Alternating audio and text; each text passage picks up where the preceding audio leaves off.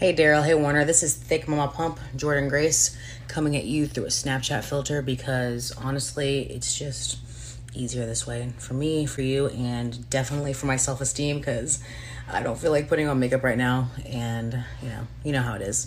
But I heard you guys do a wrestling if I can talk today, podcast called I'm gonna say this right, hopefully. Covalent, fingers crossed, that's how you say it, because I think I would normally pronounce it Covalent, but Covalent Wrestling Podcast. So I hope that is awesome. I hope you guys get, a bazillion views on it or listens or however podcasts work, because everybody does them on Zoom nowadays. But talk to you later. Bye.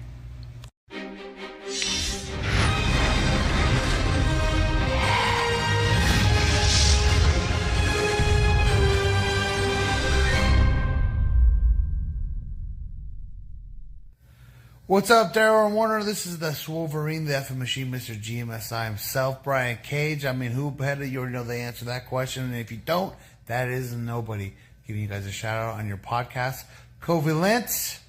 And I appreciate you guys being big fans, big supporters, and the best is yet to come. All right, guys, take care.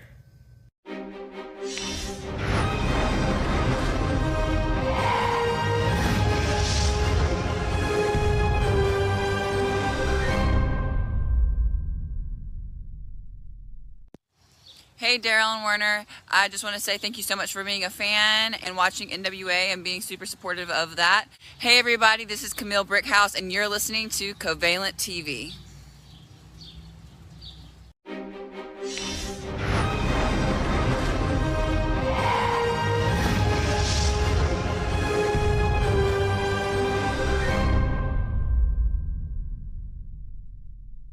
What's up, y'all? It's your girl, La Boricua Badass, the brightest star in the sky, the greatest that beat the greatest, La Boricua Badass, the flavor gang leader, and you're watching Covalent TV. Oh,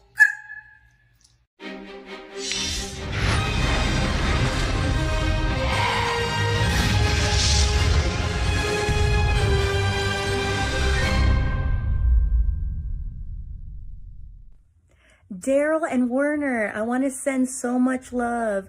I heard about Covalent TV, and I wanted to say thank you for, making fans, wrestling fans happy, for the gaming and everything. Like, you guys are amazing. Keep up the good work. And to everybody else out there, thank you for listening and watching Covalent TV. Sending so much love. Stay safe, stay positive, and stay sane. Love you guys. Mwah.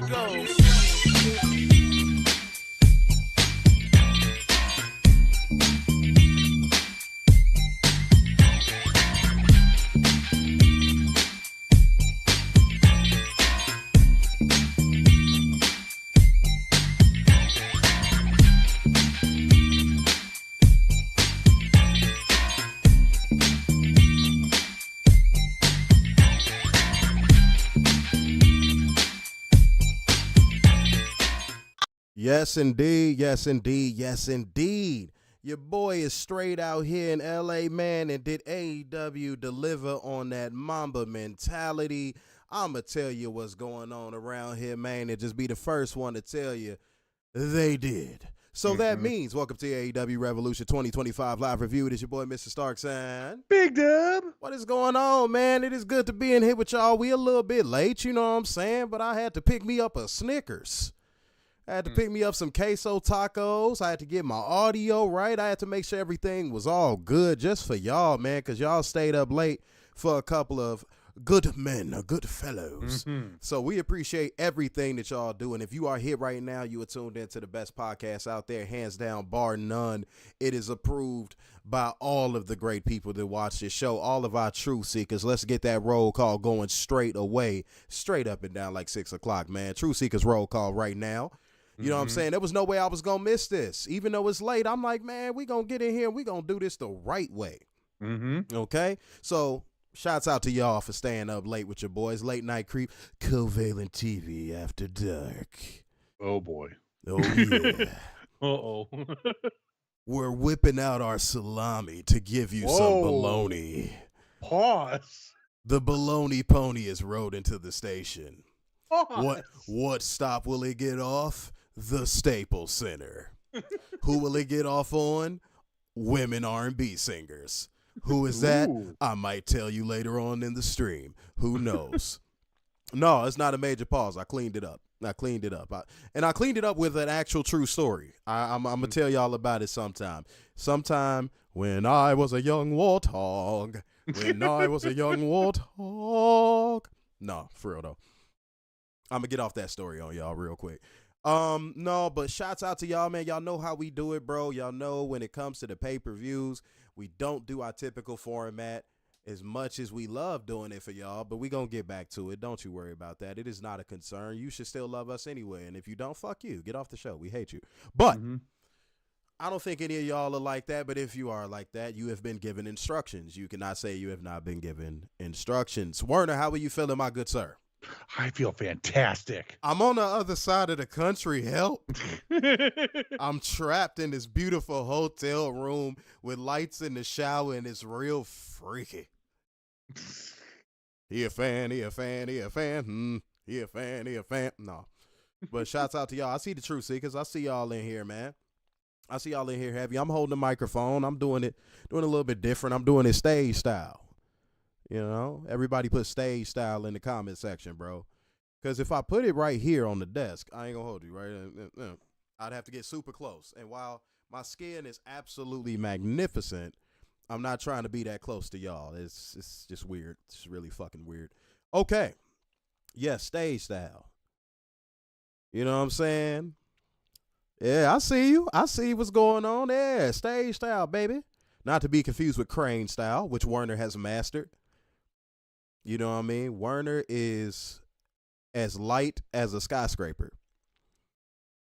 He moves as gracefully as a red line train in Chicago. He has the buoyancy of the Titanic. I have the hops of a golfer. That's I have up. the hops of a golfer, and I am going to stick to that to the day I die. But Werner, let's talk about this buoyancy. So when you studied game tape of the Titanic,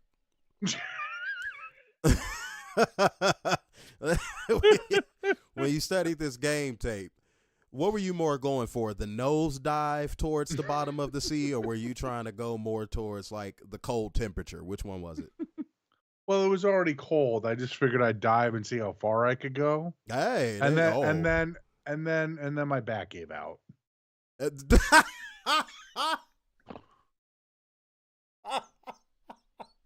And then your back gave out? And then my back gave out. Bro, what was you doing on the ship? What was you doing on the ship, Werner? Wait, Werner, who was breaking your back on this ship? I need answers. This is entered into Paul's lore. I don't even know what's going on anymore, Kate bro. Winslet was hot in that movie. Kate Winslow broke your back? Kate Winslet was hot in that movie. I'm just saying. What the fuck? That's like me being like, you know who makes one mean omelet and sucks a mean dick? Ricky Lake. Like, what? I never understood the fascination with her. I haven't either. I'm sitting there looking at comments, y'all. I ain't gonna lie, I said just like the Titanic. Said it's always Staples Center to me. It sounds perceived. Yeah, man. There's no way I'm calling it no fucking crypto.com arena. Ah, man, get the fuck out of here. I'll slap you with your fucking crypto. That's just a crime. Is it, Werner? Yes, it is. A crime? Mm-hmm. Can y'all hear me good, man? You know what I'm saying? I'm holding the mic a little bit close. So, you know, can y'all hear me well? I know it's the proximity effect because this is a condenser microphone. So, let me know if y'all can hear me well. If it's not too many pops or too many sibilants.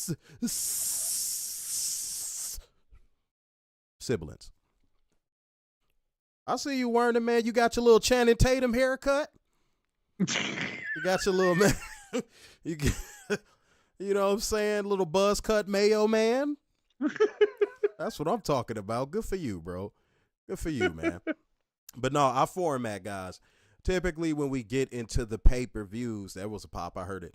When we get into the pay-per-views, ladies and gentlemen, we abandon all ye. How does it go? Abandon all hope, all heat. Oh, who gives a shit? Fuck you. Who cares? Don't judge me. It's late. Everywhere. It's late. Fuck you. All right, but no, we typically give our pregame thoughts. I'm going to kick off my pregame thoughts by saying Michael Cho still fucking sucks as a commentator. Yes. Just get that out of my system now. Yes. Sorry, just had to get that out of my system.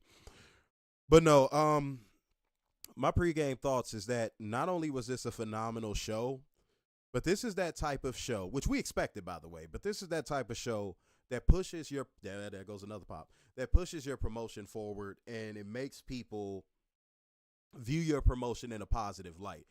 I'm saying a lot of P's. I really don't like that for myself. But we were talking about on Friday stream how this is the first AEW pay-per-view weekend that we have personally gone into where we have seen zero negative press about AEW, but all the negative press about WWE, which was actually pretty fucking refreshing considering they deserve every negative press that they could possibly get for the next few decades. And I promise to God, they'd probably still be Teflon because their fans won't let them fucking die a painful death. Right.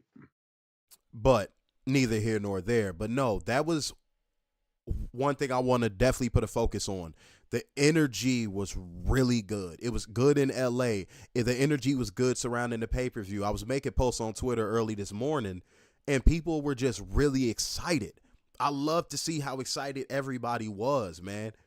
Because, you know, we talk about WWE and how bad it is, but, like, to see people actually get excited about professional wrestling and fill the rafters up, you know what I'm saying, and all the way down to the floor with actual wrestling fans, that's if that don't make you feel good, I don't know what does. I don't know what does. And you could tell all the wrestlers felt it. You could tell all the staff felt it. It was just an energy, at least out here in LA. I'm not sure how you guys felt. I'm going to read what y'all, you know, the truth seekers are saying in a second. But yeah, man, it was so nice. It was so goddamn nice. And being around that made everything better by proxy. It just did. It just did. Because I always say when the crowd is good, it makes the wrestlers step their game up. Yep. It's an exchange. Werner, cut your vibrate off. Is that your phone? No. You over there. You over there. You know, you got your heat-seeking dildo getting ready to blast No, through your door. all I did was move. I just moved this. That's all. Oh, damn. That was kind of loud. Okay. Yeah, But I don't know why I did that, but no, straight up, guys. Like, I enjoyed every second of being out here. Well, I'm still out here, but you get what I mean. I enjoyed every second. I did. And that's rare. For a wrestling event, that's actually pretty fucking rare. And I'm grateful. That's the word I want to use. Grateful. You got a great night of wrestling, great people, great energy, and that accommodates positive news. Now, let's see if that actually happens. That's something that me and Werner were concerned about. Let's say AEW knocks his pay-per-view out the park. We want to see what the press looks like coming out of this event. That's something me and Werner both said. So now I am very curious to see what the follow-up to this show is going to be, because AEW did their part. They did their part. Now let's see what the media does, and let's see what all these fucking grifting ass podcasters do. Let's see what AEW does as well. Like we're not ducking accountability for them either. Let's see what AEW does. Let's see how Tony Khan follows it up. But something I noticed in the scrum being in there, Tony Khan seemed very excited to follow this up. He seemed very excited to follow this up. He did. So that's really my pregame thoughts. I can't wait to get into this show because it is so much shit to break down, including why fucking Werner is messing with Kate Winslet for whatever reason. She was hot back then in 1998. See, you don't even know the year that she was actually hitting, so that tells me that she wasn't hitting like that. I forget what year that movie came out. All right, Warner. So back to you being the Titanic, sir.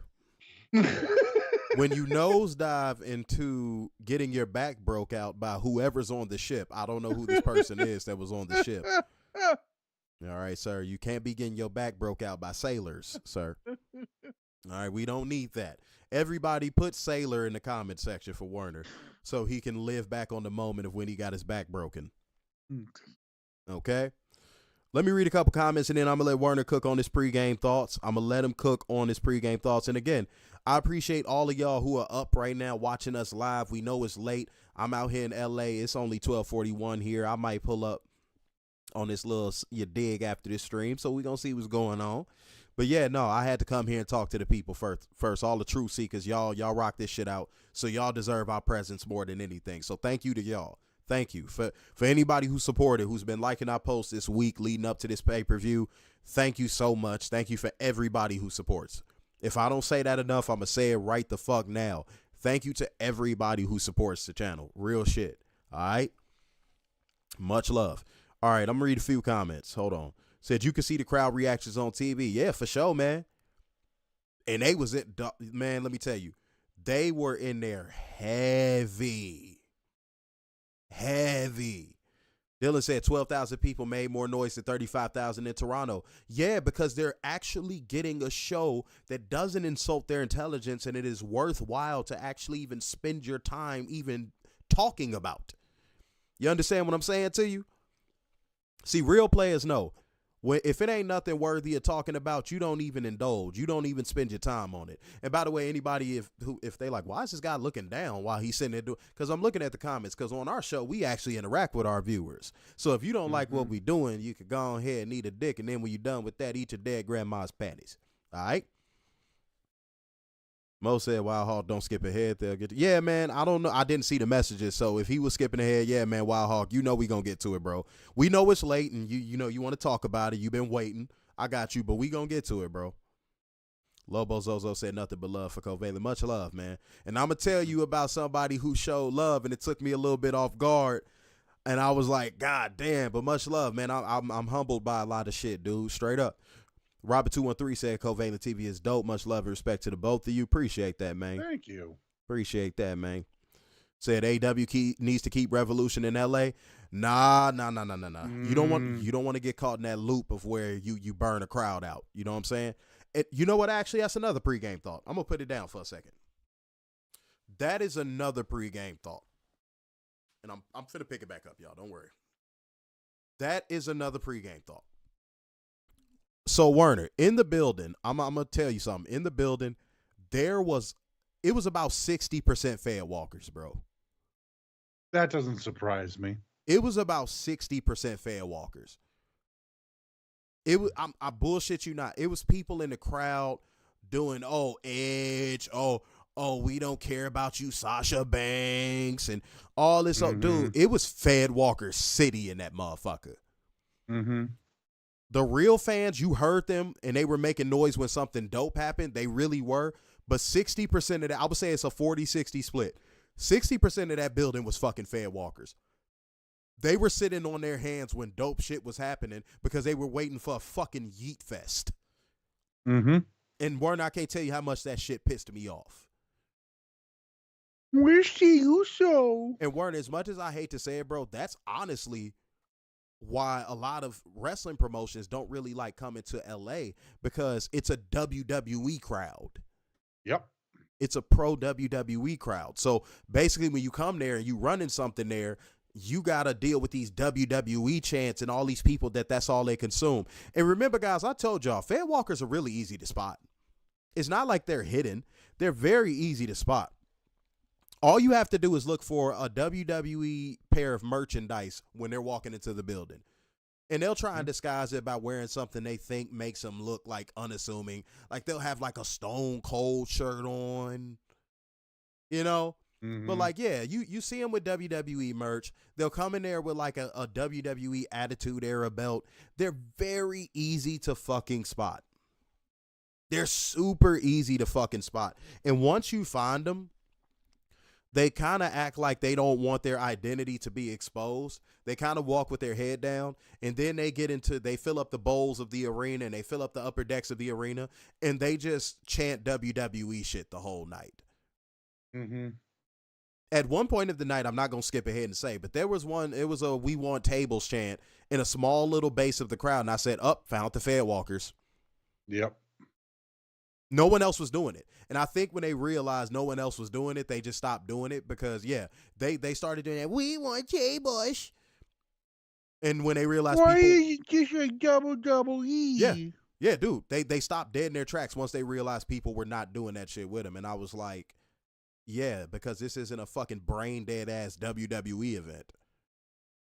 So sorry, but it was a lot of fair walkers. Warner, it was a shit ton of fair walkers. Way too many for comfort. That didn't take away from the show. I'm gonna be honest, that didn't take away from the show for me. But like it was noticeable. It was very noticeable because I'm not skipping ahead because I didn't give a match result. But when Orange Cassidy came out with like the Rizzler, they went crazy. It was like one of the biggest pops of the fucking night. That's disgusting. That was the moment I knew it was a lot of Fed Walkers in there. That was the moment where I was like, oh, this is Fed Walker damn city. Now, I promised the person we were sitting with, Michael, I forgot his last name. I feel bad. But I promised Michael I would explain what the lore of Fed Walker is. It's very simple. If anybody has seen the movie Blade, the vampires that could walk in the day were called what? Daywalkers. Daywalkers. So they parade around. They look normal. They look just like you and me. But in all actuality, they're these terrifying, brooding vampires that want to suck your blood. Right? Mm-hmm. Fed Walkers is no different. These are people that disguise themselves as real wrestling fans, and they go to other wrestling events when in all actuality, they want to just put the blood of WWE over everything that they consume.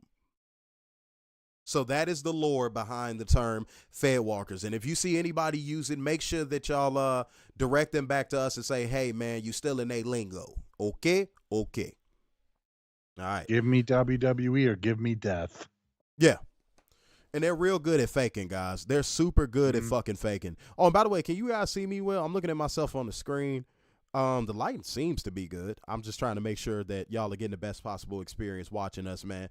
And I know Playback Gang is going to come in on this one heavy, so I'm not worried about the viewership. And even then, it's still a lot of y'all in here, so much love, man. Much love. Yes, Mo, the 40% that wasn't Fed Walkers definitely did their job. Definitely did their job. I am not mad at the 40%. It was just the Fed Walkers were really annoying. They were super fucking annoying. So I seen the sign in the crowd that said, "Where's mommy?" That don't surprise me. That don't surprise me. That don't surprise me at all. But Warner, go ahead and give your pregame thoughts. I'm going to put the mic down. I'm going to let you go ahead and cook, bro. This was a phenomenal match or show. Oh, my God, Warner. Yeah. Yeah. Phenomenal match, phenomenal show. Whole 9 yards. I loved how they used Celebrity Tonight. Just left them in the crowd. You barely saw them. And if you did, they were acting crazy because they were invested in whatever they were watching. Which is a far cry from WWE. Which is a very far cry from WWE. It was great. Now, Daryl, you were in the arena, so Yes, you I didn't was. have issues. Hell no. Triller TV tonight. Yikes. Oh, it was rough business? Oh, it was rough business. God damn, man. It was in and out. I hate In to hear and that. out. Yeah. I hate to hear like that. like the beginning of the show was in and out, lost signal, the whole nine. Triller was just terrible. I see Dylan confirmed, too. I see Dylan confirmed. Yo, that's diabolical work. I really hate hearing that because this was such a great show. Yeah. Like I said, if I was back at the crib, which I thought I was going to be this weekend, I'm not going to lie. But like, no, if I was back at the crib, I probably would have ordered on Prime because Prime's video quality is top fucking notch. Right. And if I would have known it was on Prime beforehand, I would have switched over, but Word. It was too late for you. Yeah, I bought it too early. Damn it. For sure. For sure. For sure. For sure. Senor Nerd said, raise your hands if you heard me at the media scrum. Much love. Mo said, great question he asked too. I appreciate that, man. Thank you. Thank you. I was just trying to break the monotony of all the other stupid shit people were asking. And it was a motherfucker that asked a really disrespectful question like, oh, well, do you regret how you did the card? Or some shit like that. I was like, dude, what the fuck is your problem? Yeah. Oh, well, why didn't you, are you going to go to the Intuit Dome? And he's like, man, how about you just clap it up for the fact that we just ran the damn Staples Center right now? Right. Like, bro, like, why? Like, why aren't you more like WWE? Right. Right. Dude, they're going to stop doing these. Warner, remember when I said that? Mm-hmm. They're going to stop doing these. If people keep coming in with these fucking pro WWE or these insinuation WWE ass questions, like, dude, they're going to pack these people to fuck up and they just going to stop doing media scrums. Respectfully, like dead ass, like it's gonna get so bad, bro, because these people they want AEW to be WWE so bad. These people are fucking sleeper agents. They just go in there just to WWEize everything. But then again, that gives credibility to what I was saying. It was a lot of fair walkers in there, y'all. Yeah. It was a lot of fucking fair walkers in there. And I hate that. But like, here's the thing. I'm pretty sure Tony is looking at it like, hey, well, I got your money. Yep. You know what I'm saying? So from a business standpoint, I'm sure he doesn't care. But yeah, that crowd, it's so much stuff that happened on this show that I feel like the crowd would have been way louder for if it was in Chicago, Philly, anywhere but LA. And that's not me saying like it was a bad event or anything like that, because it didn't take away from the show. It didn't take away from the show at all. It just was something that was very noticeable in the house. You understand? And I'm not sure how that came off on camera, though. So that's another reason why I say that. All right. But much love to y'all, man. I see ya. Let me see what we got. Hold on. Somebody said good morning. That's funny. Yeah. All right. Let me see what we got. Lobo Zozo said, I love the reaction from Ken Jeong and Leslie Jones. Don't need to get involved after Mike shoved in their face. Yeah, man, it wasn't this whole look at who's at the WWE event. We have a bull rider that nobody fucking knows. Yeah, no. Yeah, it was like that type of stuff. There's Macaulay Culkin, who gets a bigger pop than all of our wrestlers. Yeah. You notice they haven't brought that up since then. Mm-hmm. Yeah, because they know Macaulay Culkin got a bigger pop than their whole fucking roster, and that's kind of sad. Mm-hmm. You understand what I'm saying? Say, yeah, you asked a great question, but sad you didn't ask what kind of shampoo Tony Khan uses. Yeah, wait, no, let me do it. What type of roast beef sandwich do you get when you go to Arby's? God damn it. Yeah, get it with the cheddar. What's your IHOP order? Fucking dork. He's a fucking dork. God do you damn. have that with regular Coke or Diet Coke? When you watch The Terminator, do you call him Arnold or do you say his full name? Fucking idiots. Dude, it needs to be a clean sweep in the fucking media, bro. And we gonna be leading that charge, man, because I'm actually here to really get shit done. I'm actually really here to fucking get the job all the way done. And Werner is too, man. It's just a situation where it's a lot of dorks and weirdos that become friends with these motherfuckers and they start dick sucking and coochie licking just to get into these scrums, and they don't even deserve to fucking be there because first and foremost, I broke this down like a fraction when I had ranted about it a long time ago. But like, man, these people don't even be having 2,500 followers, but because of some fucking person that works in AEW's dick they suck, they're back there in these scrums asking these goofy ass fucking questions. And no, I don't have no regret about saying it. Because I know I deserve to be there, respectfully. I don't feel entitled to be there, but I know I deserve to be. If I'm invited, I know I deserve to be. Mm-hmm. All of our pages are built up to a very high standard. So I don't feel like a fish out of water. I'm sure a lot of those people feel like a fish out of water because they know they don't deserve to be there. You dig what I'm saying? Flatulous Man said WWE should invite you to a press conference so you can ask triple nose the hard questions nobody will ask. we had a situation at the Royal Rumble with that bullshit. I told y'all the story. Go back and watch the Royal Rumble review. They do not do good business over there with how they handle, people that aren't their preferred media. They're really shitty about it.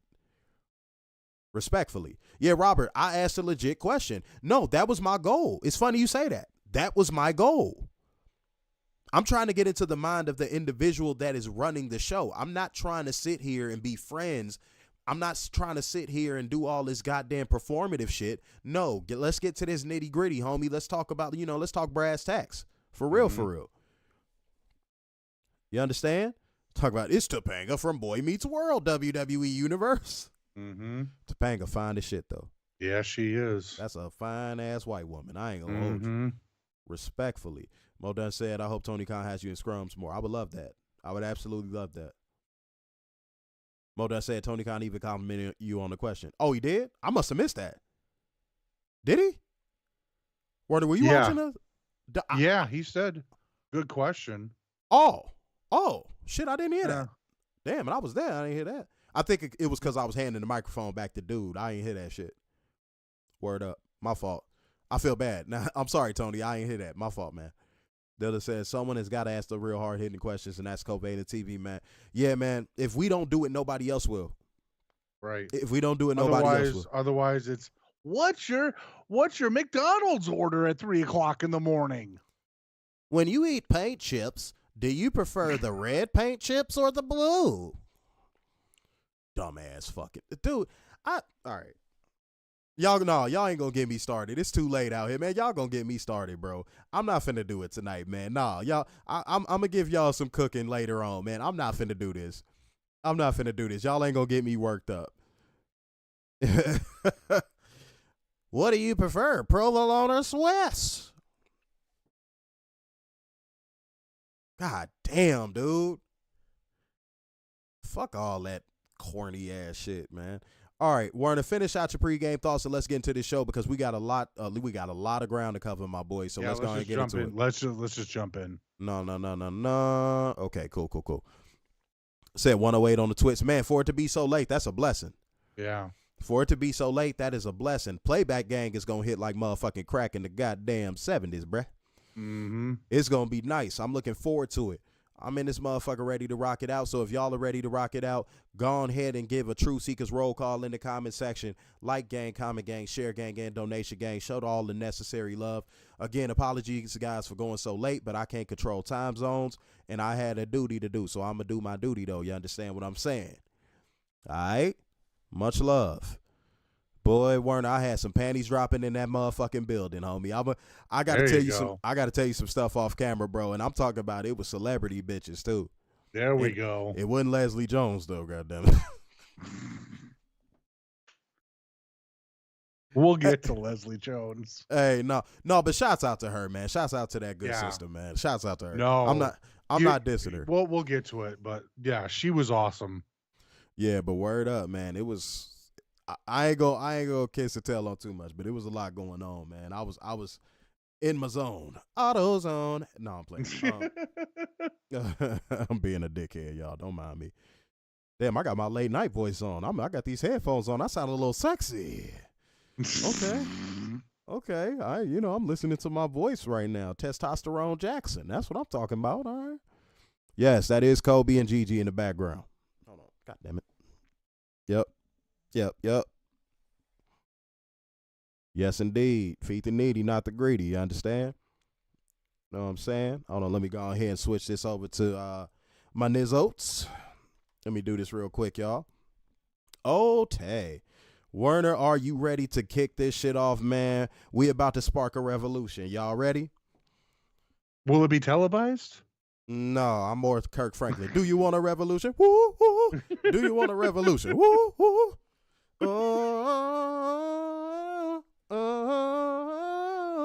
Do you want a revolution? That's my shit. All right, but no. Much love. This the 0 Hour kicked off with Blake Christian and Lee Johnson going against Hologram and Commander, correct? Yes. Why? Wait, Warner, you're going to have to take this, by the way, because I was just walking in the building when this shit happened. So go ahead. Okay.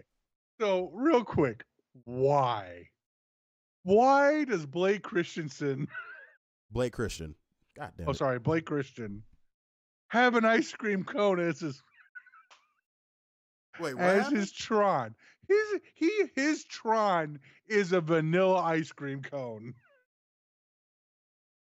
I'm not joking. You can turn on 0 Hour and see this shit. I'm like, what the fuck is this shit? Is that his way of calling himself a vanilla midget? Apparently.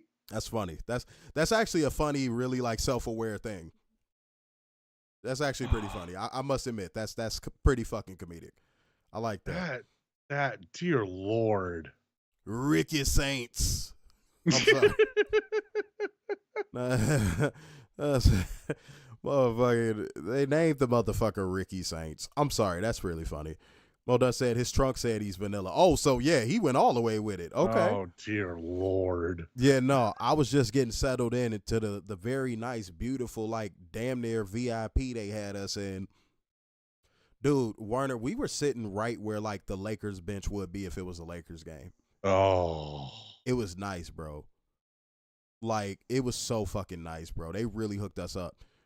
I was going down so far, I felt like I was doing the wrong thing. I was like, should I be going down this far? Man, did I go too far? Bro, I don't want to go too far. I'm talking about the stage was like right to our left. I could see everything. It was nice. The crane camera came over there a couple times, but like other than that, dude, shouts out to AEW for the excellent fucking hospitality. They made sure we were taken care of on the seats. It was a good look. I was loving every minute of that. And even some of the little groupie ring rat bitches like, oh, he going down there to the first row. I want to suck his duck. And I'm like, yeah. Come here, little LA bitch. You know what I'm saying? Let me put some butter on your back. All right? It was love, man. And I'm talking about body butter, not actual butter, Warner. You be putting country crock on bitches, don't you? Warner be putting country crock on bitches. I can't believe it's not butter. Yeah, he definitely be putting that shit on bitch. That's his catchphrase when he nut. I can't believe it's not butter. That's exactly what he say when he nut. Covalent TV after dark. Yeah. Yeah. And she'll like it too. She will like it too. Yeah. She'll like the I can't believe it's not butter. That's funny. Warner, you a piece of shit, bro. 7-Eleven. Yeah. Rotisserie dog. Warner's funny. Warner's like, the only place you can get it. What the fuck? The only place on the planet where you could get a rotisserie dog is in fucking 7-Eleven, apparently. That's right. Yeah, no. Warner, you live in a fucking toilet bowl. God damn. All right, but no, look, go ahead and get into it and get into that result. And yes, you admired Blake Christian being a vanilla, you know. Yeah. Shouts out to you. You got Blake Christian and Lee Johnson taking on Commander and Hologram. With a beaten up Alex Abrahantes. I don't know what happened to him, but he looks like he got a nasty black eye. Wait, Long overdue. Robert, you said it. Yeah, we had the Jack Nicholson seats. You are 100% correct. Go ahead. It was great to see Alex Abrahantes getting beat up. That was nice. I had to get close. Nice little black eye. I had to get close. Warner, get a fucking life, bro. No, I think this was phenomenal. He should have a black eye more often. You want him to have a black guy? I said a black eye. You want him to have a black guy? I said a black eye. A black guy. Right? Ain't that what he said, chat? All the truth seekers? I said a black eye. A black guy. Yeah, I got you. We're saying the same thing. Okay, then tell me more about the Titanic if you don't want to talk about Alex Abrahantes wanting a black guy. God damn it, you don't want a black eye, not a black guy. You did. You are so white. I said a black eye, not a black guy. God damn it, this isn't a tax write-off. What is this guy thinking? This guy thinks he's a big man, huh? Ryer Pumpernickel, huh? Why do white people always ask Ryer Pumpernickel when you come into their house? We're like, so you just got Ryer Pumpernickel bread everywhere in the house? What do you wipe with, Ryer Pumpernickel? Like, what? All right, bro, I know what your toilet paper is made of now, Werner. I got you, bro. Ryer Pumpernickel. But so, yeah, Alex Abrahantes, black guy. Let's keep going. Hologram hit a 450 to win the match. It was an okay match. It was decent. Like it was a good, I guess, tag to start. Hey, no, show. pause. I caught this on the back end. I did see Hologram hit the motherfucking 450 splash. That was about all I saw because I was just getting down to the seats. My Jack Nicholson seats that AEW provided. Much love to y'all. Mm-hmm. But hold on, wait a minute. Let me see what we got. Okay, cool. I'm gonna take this next one, bro. We just gonna do the trade-off situation, man, like we do on pay-per-views. I do one, you do one. We run a train on a bitch. Okay. Yeah, you know. After dark. After dark. No, but we got Waste of Space, Daniel Garcia, and Undisputed Kingdom going against STP, which consisted of Carly Bravo, Lee Moriarty, Shane Taylor, and Captain Sean Dezine. All right, so the whole purpose of this match was to continue to build the tension between Daniel Waste of Space Garcia and Adam Cole. That's his new name, Adam Cole. So, yeah, going against Adam Cole, and that, you know, they're really trying to set this up. I would have liked to actually have seen this match on Revolution. They need to hurry up and get that belt off of Daniel Garcia pronto tanto, because let's keep it a buck. There's no feeling there with that title reign anymore. There's no feeling there with Daniel Garcia, period. The little bit of Fed Walkers that were in there, they popped for him. Even the Fed Walkers didn't pop them. What am I saying? The Fed Walkers didn't even pop for Daniel Garcia. Again, making that belt ice cold more and more each week. Like, you heard a little subsection of the little Fed Walkers pop for him, but it wasn't really a big pop. Yeah, man, Tony Khan, you did a great job with this show. I'm gonna be honest, bro, but you gotta move on from Daniel Garcia. It's just nothing there, man. It's nothing there. The fact that he gets his own fucking personal commentator Yeah. for all of his matches is ridiculous. No one else has this. Yeah, Daniel fucking Garcia gets this treatment. And I know you believe in him, Tony. I get it. You know what I'm saying? It's a guy that you've invested a lot in. You just don't want to give up on him. But, like, dude, if there was, me and Warren have said this a million times, if there was something there that was special, we would have seen it by now. And there's nothing there. Like, what do you guys think? Do you think that Daniel Garcia has a special trait? Like, be honest. You know, Truth Seekers, go ahead and chop it up in the comment section, man. Talk to us. Yeah, he was begging for a pop. Yeah. No, Mo, I agree, dude. It was sad. It was sad because you can sense that, like, the crowd just does not give a fuck about him. They just don't care, bro. They just don't care. He had the little dance that was over for a quick little second, but now the only people that even pop at that stupid little dance are Fed Walkers. That's it. That's it. He had his moment, just like the Alamed. They had their moment, and it should have ended. You know what I'm saying? Like, just like the Alamed end. It should end pronto. He is bland and generic, Dylan. He is. And me and Warner have said that from the beginning, like, even before he got that little dance. Like, he's just, there's nothing there. Wild Hawk said Tony Khan should cut his losses with Danielle Garcia. Damn, made him a woman. Shit. No, he should, man. Well, it is 2025. He should. It's just not working, dog. It's not fucking working. It really isn't. And again, if we saw something, both me and Werner would say, hey, man, he has potential at least with this. But Werner, is it a trade at all that we've been able to point out where we're like, oh, man, at least he has this? Nothing. Okay, I'm just verifying. I'm just verifying. Because I don't feel like there's anything. Unless I'm missing something, which I don't. No. I don't think we have.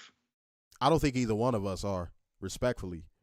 Yeah. Say the crowd is telling you they want the title on Cole. Yeah, can I be honest? That was my takeaway from this.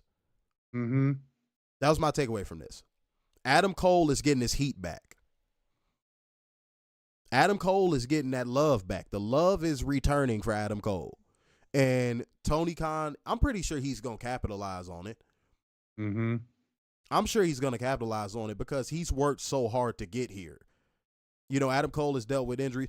I mean, if you guys watched the media scrum and you heard me ask the question I asked, Tony Khan spoke about that. He said, you know, what goes into these shows now that I have all of my cast and crew basically is that I'm able to do stuff that I wasn't able to do before. You know what I mean? Right. So it's a beautiful thing to see that all these people are back and healthy. Respectfully. So guys like Daniel Garcia don't have to have prominent positions. You can actually push the real superstars. Feel me? Mm-hmm. But no, man, let me go back to it real quick. Go back to my notes. But Daniel Garcia and Undisputed Kingdom win by submission with Dragon Tamer from Garcia on Lee Moriarty, obviously stepping in front of Adam Cole to steal that win. And Adam Cole was not too happy about that, and they stared each other down and all that good shit. But it is what it is, man. It is what it is. But yeah, Tony, takeaways, bro. Move on from Daniel Garcia. Adam Cole is coming back, and he's coming back fast, dog. So just make the most of that. Be grateful that that's even happening. Mm-hmm. All right? Because a lot of people don't come back from being ice cold to where the crowd really, really loves them and wants to see them succeed again. And you got that with Adam Cole. Make it happen. Make it hot. But go ahead, Werner. Give your thoughts on this match. Hold on one second, y'all. Go ahead. I thought this was decent. Again, this was another, 0 hours, not like meant for, oh my God, I can't believe this. It's just filler. And this was there. It was, Charlie Bravo looked decent. Sean Dean looked good. Moriarty looked okay. I said ish. No, if that's how you feel, just say it, man. If that's how you Yeah, feel. no, I think he looked okay-ish. I'm just saying, everyone might have an ish time like him every once in 100 million matches. No, Werner, speak your mind, man. I'm not judging. Yeah, no. And I don't know. I've been really digging Shane Taylor. I don't know why. Mm-hmm. I think he moves well for a big guy and gets his shit off really well. Pause. God damn. Pause. Oh my God. He does what, Werner? I don't mean it like that. I just, his wrestling moveset. No, but still pause. But Shane Taylor is like the quintessential mid-card guy. Like, he fits into a mid-card very well. Like, I would rather see what Tony Khan is doing for Daniel Garcia for Shane Taylor. Mm-hmm. Because he's going to be that guy that he can definitely work very well in your mid-card with no problem. Nobody would, bat an eye if he was in your mid-card and he was making your mid-card strong. But yeah, no, people like Daniel Garcia, they're a dime a dozen. People like Lee Moriarty, they're a dime a dozen. You don't really need those people in your mid-card or at the top of your promotion. Honestly, if you're going to have them around, they should just be jobbers for the stars. Mm-hmm. I hate saying that. Because it's unpopular to use the term jobber, because I know these people work very hard. I'm very aware of that. But, like, there's levels to this shit, though. Me and Warren have been saying that a lot these last couple weeks. It's levels to this shit, though. And I feel like Daniel Garcia doesn't fall within any of the levels that are even TV worthy. If anybody should be buried on Ring of Honor, it should be Daniel Garcia. And not saying that's not to disparage Ring of Honor, but like, yeah, no, he shouldn't even be at the bottom of the card on AEW main television. He shouldn't even be at the top of the card on Ring of Honor. The talent is just not there. It's just not fucking there. The most impressive thing I've seen him do was literally in this match when he had deadlifted Shane Taylor. Outside of that, I've literally never seen Daniel Garcia do anything that has impressed me. And Werner can speak for himself because that's my truth. Go ahead. No, you're right. No, I mean, outside of that lift, nothing. I mean, the dance is stupid. His moveset's terrible. He's slow as molasses. He looks like a chicken. He definitely does look like a chicken. Low-key, that is one of the realest things that you said. When you said he's slow as molasses, for him to be as skinny as he is, how does he work so slow? Mm-hmm. Werner, that was a good shout. That was a really good shout. How is he so slow for how skinny he is? That doesn't make any sense to me. So, Werner, no, you was on the ball with that one, player. Mm-hmm. I ain't gonna hold you, bruh. And he looks like a chicken. Warner, for the people, make a chicken noise. Let's see what your chicken sounds like. It's too early for that. No, go ahead. No, hell no. We know we doing it right now. Commit. Everybody stayed up late for us. You better commit, motherfucker. Come on now. There you go. Okay. You got a cancer chicken. Yeah, pretty much. That's okay. That's all right. Yeah. We gonna get you some Popeyes therapy. We gonna get you right, man. we gonna get you right, brother. All right. BOH said, maybe I have New York bias, but Danny can't be as bad as you're saying. Am I not watching it correctly? He is, though. He is. He really is. He is. And you see how calm we're saying about it? It's because we've observed him enough to know this to be true. It is just an objective truth. I'm going to be honest with you, dude. There's nothing there. I mean, we would love to be wrong. Trust us. We really would, but it's just not there. And you're not going to get overcutting promos where I talk like this and my mouth has to move like this when I talk. You're not going to get over with that shit. No. That's why you had to come up with that stupid mark-ass dance that he does. Said, I'd rather watch paint dry than to watch a Danielle. He's Danielle Garcia again. 2025. Than to watch a Daniel Garcia match. Robert said, how does he have no muscle tone? There's another great question. Talk about, don't do that, bro. That's literally what he talks like, though. Yeah. He talks like he has a fucking toothache.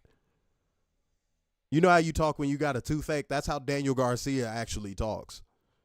Like, that's just his natural voice. I'm Daniel Garcia. You know when you talking to try and avoid your jaw from hitting that tooth, not your jaw, but your gums from motherfucking flapping too much.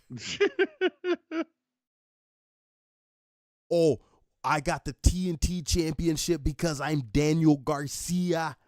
Shut up. Shut the fuck up. And Toni loves me. Yeah, man. Come on, bro. We not doing that, man. We not doing that. And you laugh, you crying in the comments because you know I'm telling the truth, bro. Mm-hmm. I think you just have that New York bias, but bro, you know I'm telling the fucking truth, dog. And that's not me being all elitist about it, no pun intended, but like I'm just being real, dog. Said it should be a requirement for all wrestlers to have muscles. Well, yeah. Yeah. Because if you don't, you can end up hurting somebody in the ring. Or yourself. Yeah. All right, hold on, y'all. Okay, let's keep it going. Warner, you got the next match, man. Well, before that, there was a video package for the Hurt Syndicate and a training montage video alongside CT Fletcher. CT Fletcher. Who did the voiceover and was fucking phenomenal. That shit was amazing. A wall for that guy. No, CT Fletcher is the fucking man. And funny enough, guys, I met him. I actually met him. Not like halfway through the show, he just walks right past us and he stops and he says, "What's up?" Okay. You want to know something, guys?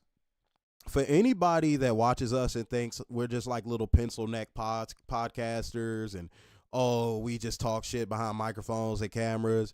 No, guys, I've been an athlete my whole life. I come from a military background. You know what I'm saying? I've always really cared about myself and my body. CT Fletcher is not a small guy. If you watch his videos, he's not a small guy. So if anybody wants to come up to an event, if anybody's watching this and they don't like the cut of our jib and you really want to fight us, keep in mind that I am a taller and a little bit wider person than CT Fletcher. He walked past me and I was bigger than him.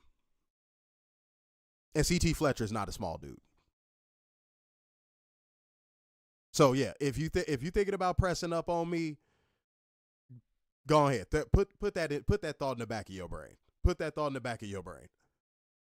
These cameras actually make us look smaller than what we are. Mm-hmm.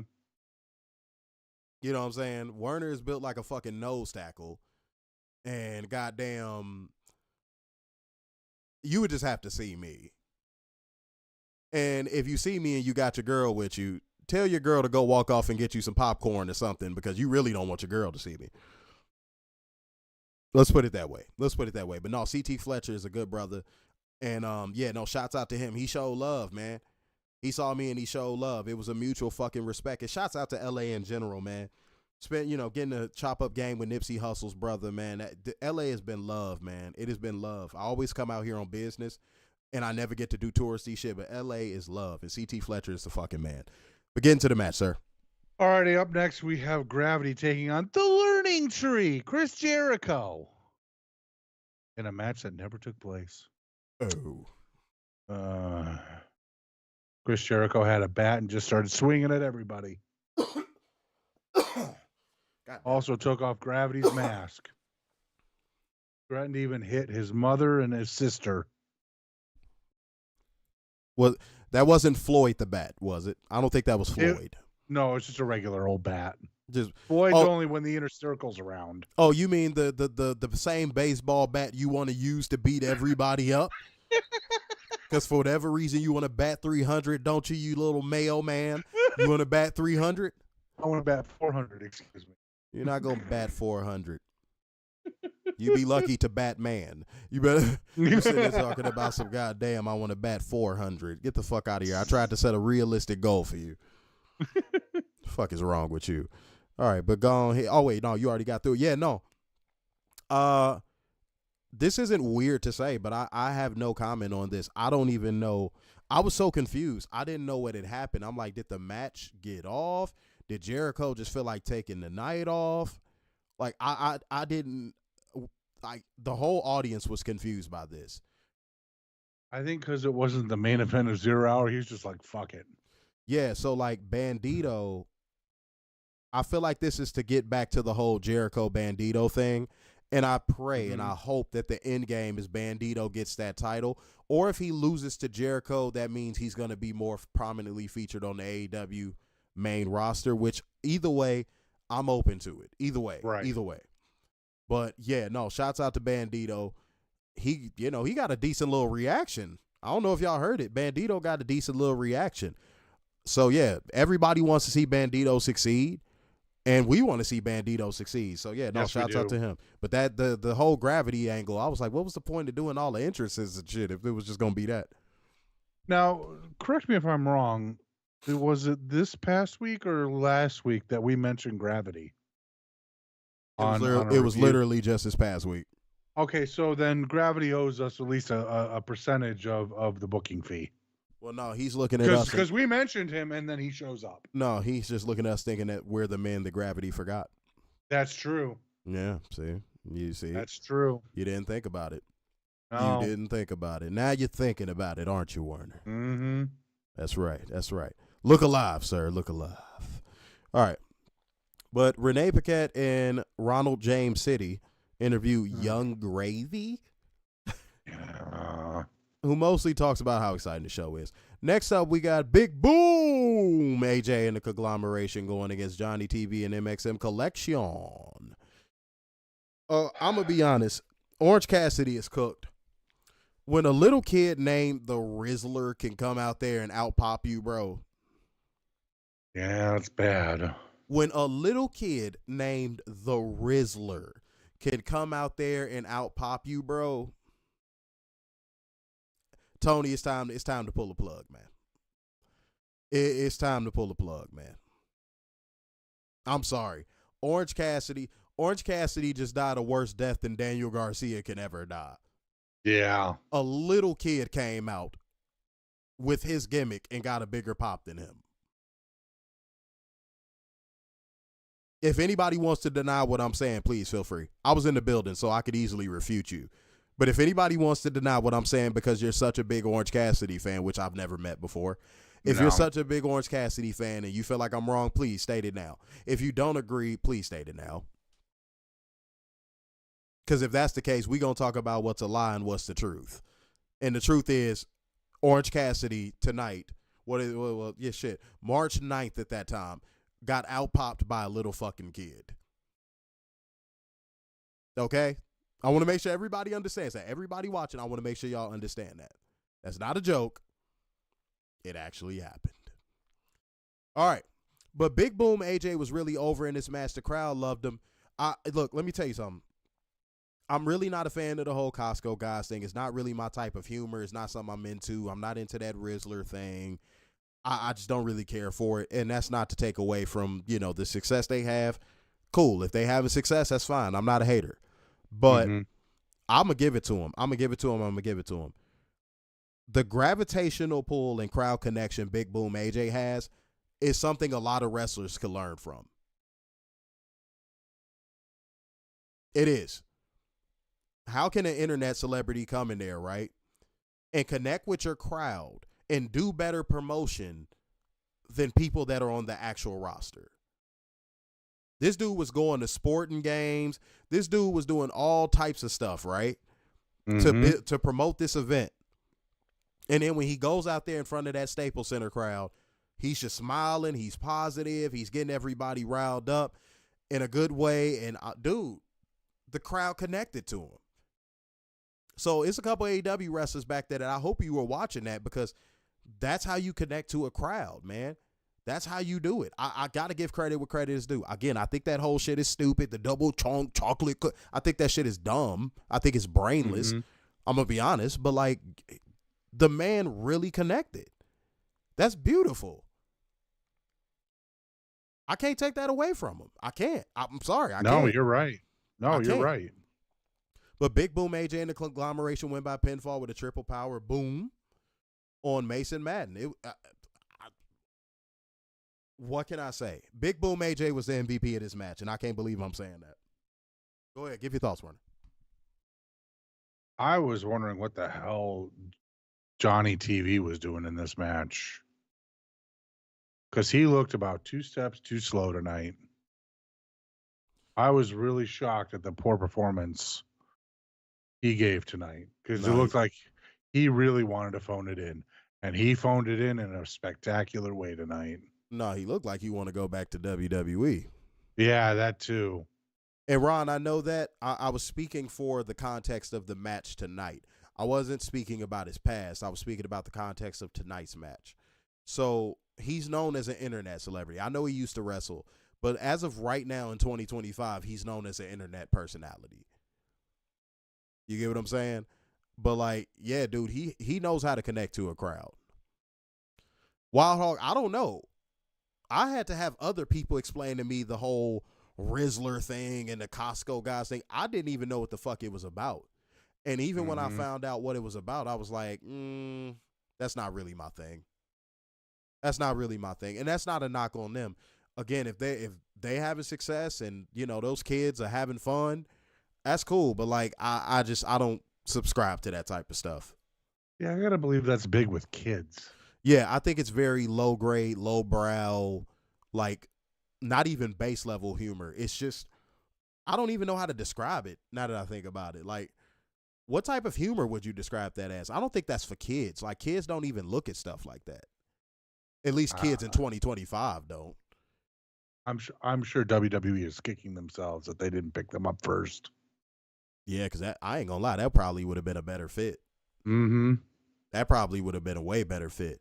But dude, no, that Big Boom AJ guy is an excellent promo guy. They need to put him on the marketing team. Easily. They need to put him on the marketing team. Because whether you want to admit it or not, again, Tony Khan basically admitted at the media scrum that he helped sell tickets for that event. Right. That's that's crazy.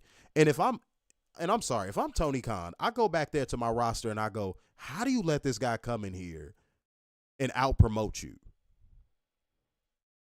How do you go ahead. Hold on. Not only that, you know what this is looking towards? He's going to have a match on a main roster on the main card of a pay-per-view. Yeah. Just you watch, and then you're going to start seeing stories about how AEW wrestlers are upset that he got a main card match. You're not doing anything to promote.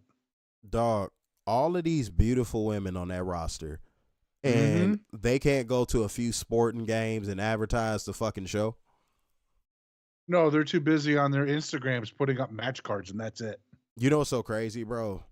I saw while I was in there, and this is going to sound like a Fed Walker take, but it's not. I'm making an observation. While I was in there, I was scrolling Twitter for a second because I was getting these videos up, and I saw Stephanie Vicor and a few other wrestlers at a fucking New York Rangers game.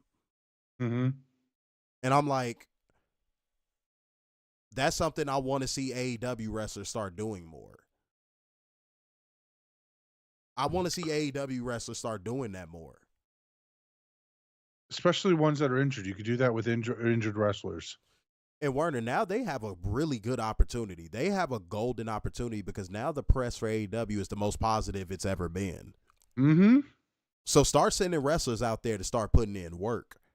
Mm-hmm. You know what I mean? All right. Let's keep it moving, man. Let's keep it moving. Again, I appreciate every person that is up late with us right now. Y'all don't have to be, but y'all are, and it means the world to us. You know what I'm saying? We ain't even worried about the numbers because we know that y'all are going to go playback gang heavy, and that is perfectly fine. Thank you so much for, again, just even being here right now. Much love. All right? But post-match, the Murder Machines came down to confront the babyface team, but Will Hobbs comes out there in a jersey that probably required a lot of material because that is a very buff man. Mm-hmm. But he makes a save and hits a spine buster on Madden by way of demonstration, sending the heels packing. All right? So, yeah, it is what it is. But some dudes called, from the Righteous Gemstones or some shit, slide into the ring and powerbomb Mansoor for good measure. One of them is wearing a Remember When RoboCop Shot That Dude in a Dick t-shirt. Yeah, okay. Well, yeah. And that was the shit. That was really dope. I remember the movie, but yeah. You know. Okay. All right. Well, let's make 30-year-old reference or 40-year-old references. Damn, that movie is about that old now, ain't it? Yeah. Damn, that's kind of crazy. All right. Well, I mean, go ahead. That's very WWE-ish. Said the Righteous Gemstones is very funny. I've never heard of them. I'm gonna have to check them out and see what's to it. I'm not gonna take your word for it because when it comes to comedians or anything like that, I never take people's word. Because like you'll go to a comedy show that somebody's like, oh, this guy's so funny, you got to go see him, and you end up not laughing once. Yeah. So I would have to see if they're actually funny to me personally. You know what I mean? Comedy is a very subjective genre. It's very subjective. So I'm not quick to say comedians are funny. You know what I mean? Much love. Mo Dunn said, the only ones I've seen promoting AEW on social media or out somewhere is Nyla, Thunder, Harley, Mercedes, and Toni. Hey, I ran into Thunder Rosa.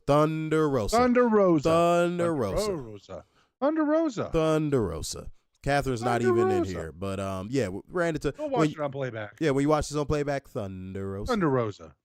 Yeah, no, ran right into her. She's good people. Y'all know how that go. Thunder Rosa. Don Lemon. No, I'm playing. Nah.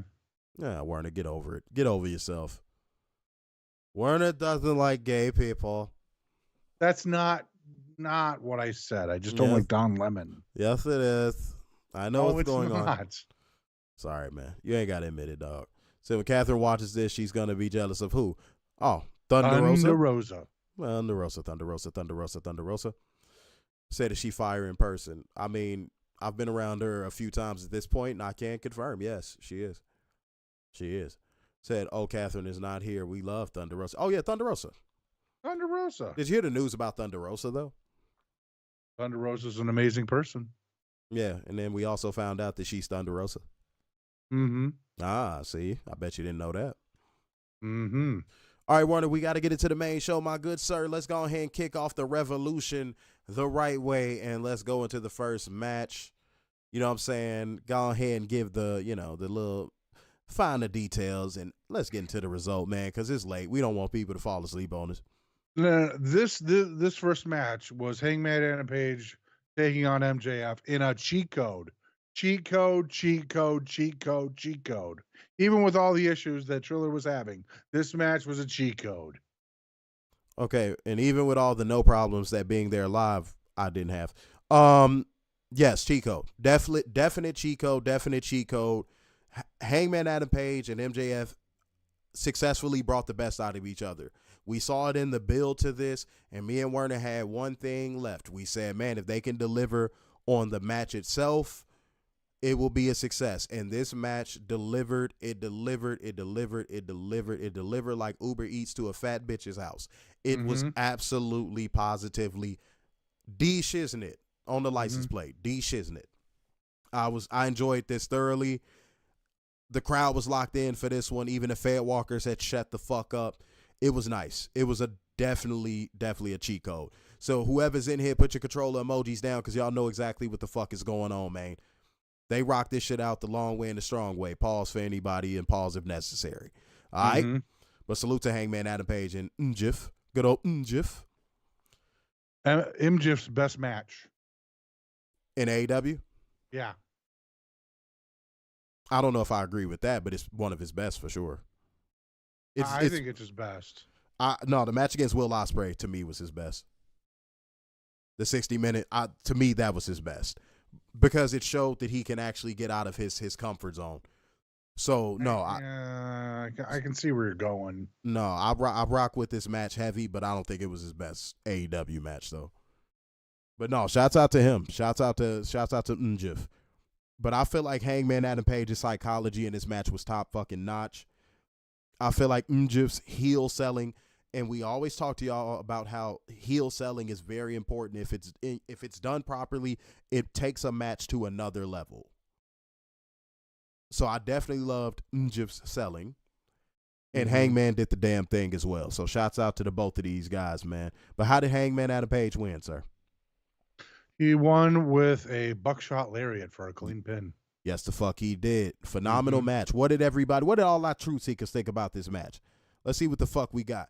Not that we gonna try and fly through this pay-per-view on purpose, guys, but again, it's late. I know a lot of y'all are trying to get to sleep, and y'all are watching us, and it means the world. We thank every single one of y'all, but we want to make sure that y'all can get to bed because tomorrow's Monday, and some of y'all got to get to work. All right? Said MJF is going to get rewarded for all these opening matches at some point. Oh, of course. Said great match to open the show. Please keep this up, MJF. He has to. It's a lot of momentum coming off of this for him. Right. He can't be phoning it in anymore. Momentum is the key. Momentum is the key word of this review because that is what AEW came into this show with, and I think the wrestlers knew this. I think Tony Khan made sure that the wrestlers knew this. Hey, guys, we got a lot of good momentum. We got a lot of good press coming into this show. Let's make sure we give it our all, and that's exactly what they did tonight. And I can't wait to talk about more of these matches. Let's get into the next one, y'all.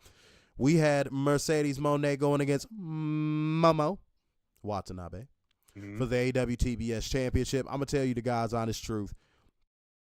I really had to lock in for this one because all of the Fed walkers saw Mercedes Moné. Oh, yeah. And became absolutely unbearable in the crowd. I thank God that Werner didn't have to deal with this because we both would have came on this review pissed off about this. And there would have been no clarity on if this match was good or not. The Fair Walkers were chanting, oh my God. Like, it was a few, and it was not no chance that like started up with a lot of them, but it was like random motherfuckers in the crowd like, oh, Sasha Banks, we don't care about you. Oh, we want this match to end this match. And I'm like, dude, and it got to a point of where some of the fans that were around him were like, dude, shut the fuck up. It was one guy that was like, man, go back to wherever you came from. Like, and I knew what he meant when he said that. Like, basically, dude, go back to your little fucking WWE events. Right. Yeah. So that took away from my own personal experience, but that's just my personal experience. Because, yeah, the Fair Walkers came out heavy for this one. It's like they were waiting for this match just to troll Mercedes. And you know what's so crazy about it? Even with all that, Mercedes went out there and still pulled the crowd in to have a mini cheat code of a match with Momo. These ladies went out here and performed their asses off. Momo, you have nothing to be ashamed of. Mercedes, you have nothing to be ashamed of. Y'all went out there and fucking killed it. Fuck what all those Fair Walkers were talking about there. Y'all went out there and y'all goddamn killed it. Mercedes Moné has that ability to where if you're booing her when she comes out for her entrance, you're cheering her by the end of the match because she's just that goddamn good. Okay? Mercedes is earning it. Every crowd reaction she gets, she's fucking earning it. And I'm pretty sure she wouldn't have it no other way because in WWE, she wasn't being challenged. You understand what I'm saying to you? So now that she's in a situation where she's being challenged and the crowd is making her work for her reactions, I'm sure she enjoys it.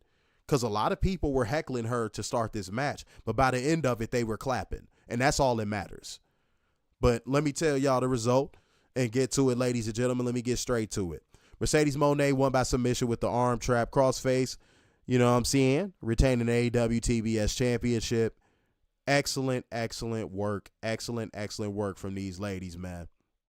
Excellent work. Mini cheat code. I can't give it a full cheat code because the crowd was acting like fucking idiots. But yeah, no. Shouts out to this match, man.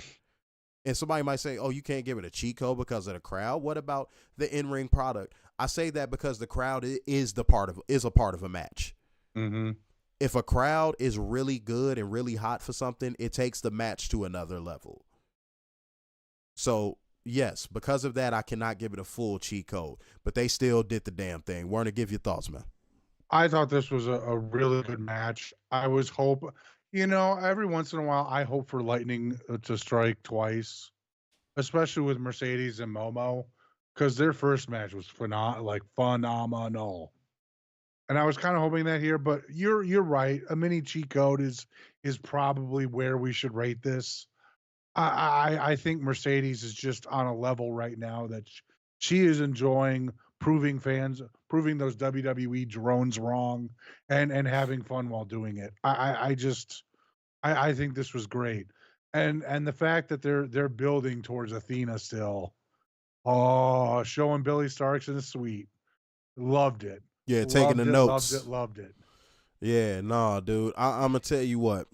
Mercedes, you finally earned for us to say this. Keep doing what you're doing. Yeah. Okay? Don't change a thing. Those Fed walkers, they're never going to come around to you. You know why? Because they're just salty that you're not in that shitty fucking promotion. Mm-hmm. So fuck them. I'm pretty sure you already know this, but I'm just going to reiterate it that, like, there's real wrestling fans out there that appreciate what the fuck you're doing. All of our truth seekers appreciate what the fuck you're doing. See, me and Werner, we're not fanboys, so we're not beholden to any company. We're not compromised. Don't nobody employ us, nothing like that. So me and Werner, we appreciate what you do. Mm-hmm. Big time. So much love to you, Mercedes, because I could tell you're having fun with this. And at the end of the day, that's all that matters. Money is cool, but are you enjoying what you're doing? Do you love what you're doing? And Mercedes, right. I could tell right now you love what you're doing. So shouts out to you, Mercedes. You really fucking killed it. I'm very proud of what you did. And yeah, while it didn't live up to their first match, they still went out there and delivered the goods in front of a crowd that probably did, well, not a crowd that probably didn't want to see it, but a majority of the crowd that were Fed walkers that didn't even want to see this because they were just hoping to hear, it's boss time. Right. From Michael Chode. All right. Mm-hmm. But as I said a second ago, fuck them. I will say this. I would like Toni to, like what they did with Ishii last summer. Yeah. Like, let's get Momo in for a summer. No, Momo's got the goods. I mean, she really does. I'd like to see her against other people and see what she can, get out of other female wrestlers. No, I agree, man. Momo has the goods, bro. She can, you could tell she's that type of competitor too that can adapt her style to any opponent. Mm-hmm. So yeah, no, shouts out to Momo. Said I can't wait for Mercedes. Wait, hold on, let me read that comment. I can't wait for Mercedes versus Athena. That's going to be something special. Yes, it is. Mm-hmm. Go ahead, Warner. You was going to say something. No, I would love to see like Harley Cameron. That would be. I think that would be a special match. Yeah, her and Deanna would be a special match. Why not? Fuck it. Yes, Storm. Mo. I'm glad you brought that up. It was a moment where Momo was kicking Mercedes, and on that second kick, I think she knocked her loopy. Mm-hmm. Because you saw Mercedes kind of wincing, and it looked like she was about to cry. I think Momo caught her in that face on that second kick really hard. Because you saw her eyes watering immediately. So I hope she didn't break her fucking nose. And that's why Toni was bringing it up in Media Scrum. He was like, I got a lot of wrestlers that got banged up tonight.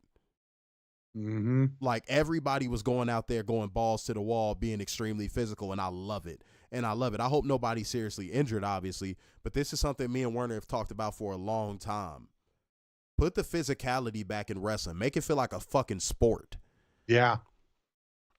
And everybody did this tonight. Everybody did it tonight. You know what this felt like? What's All up? Out. Yeah. Yeah.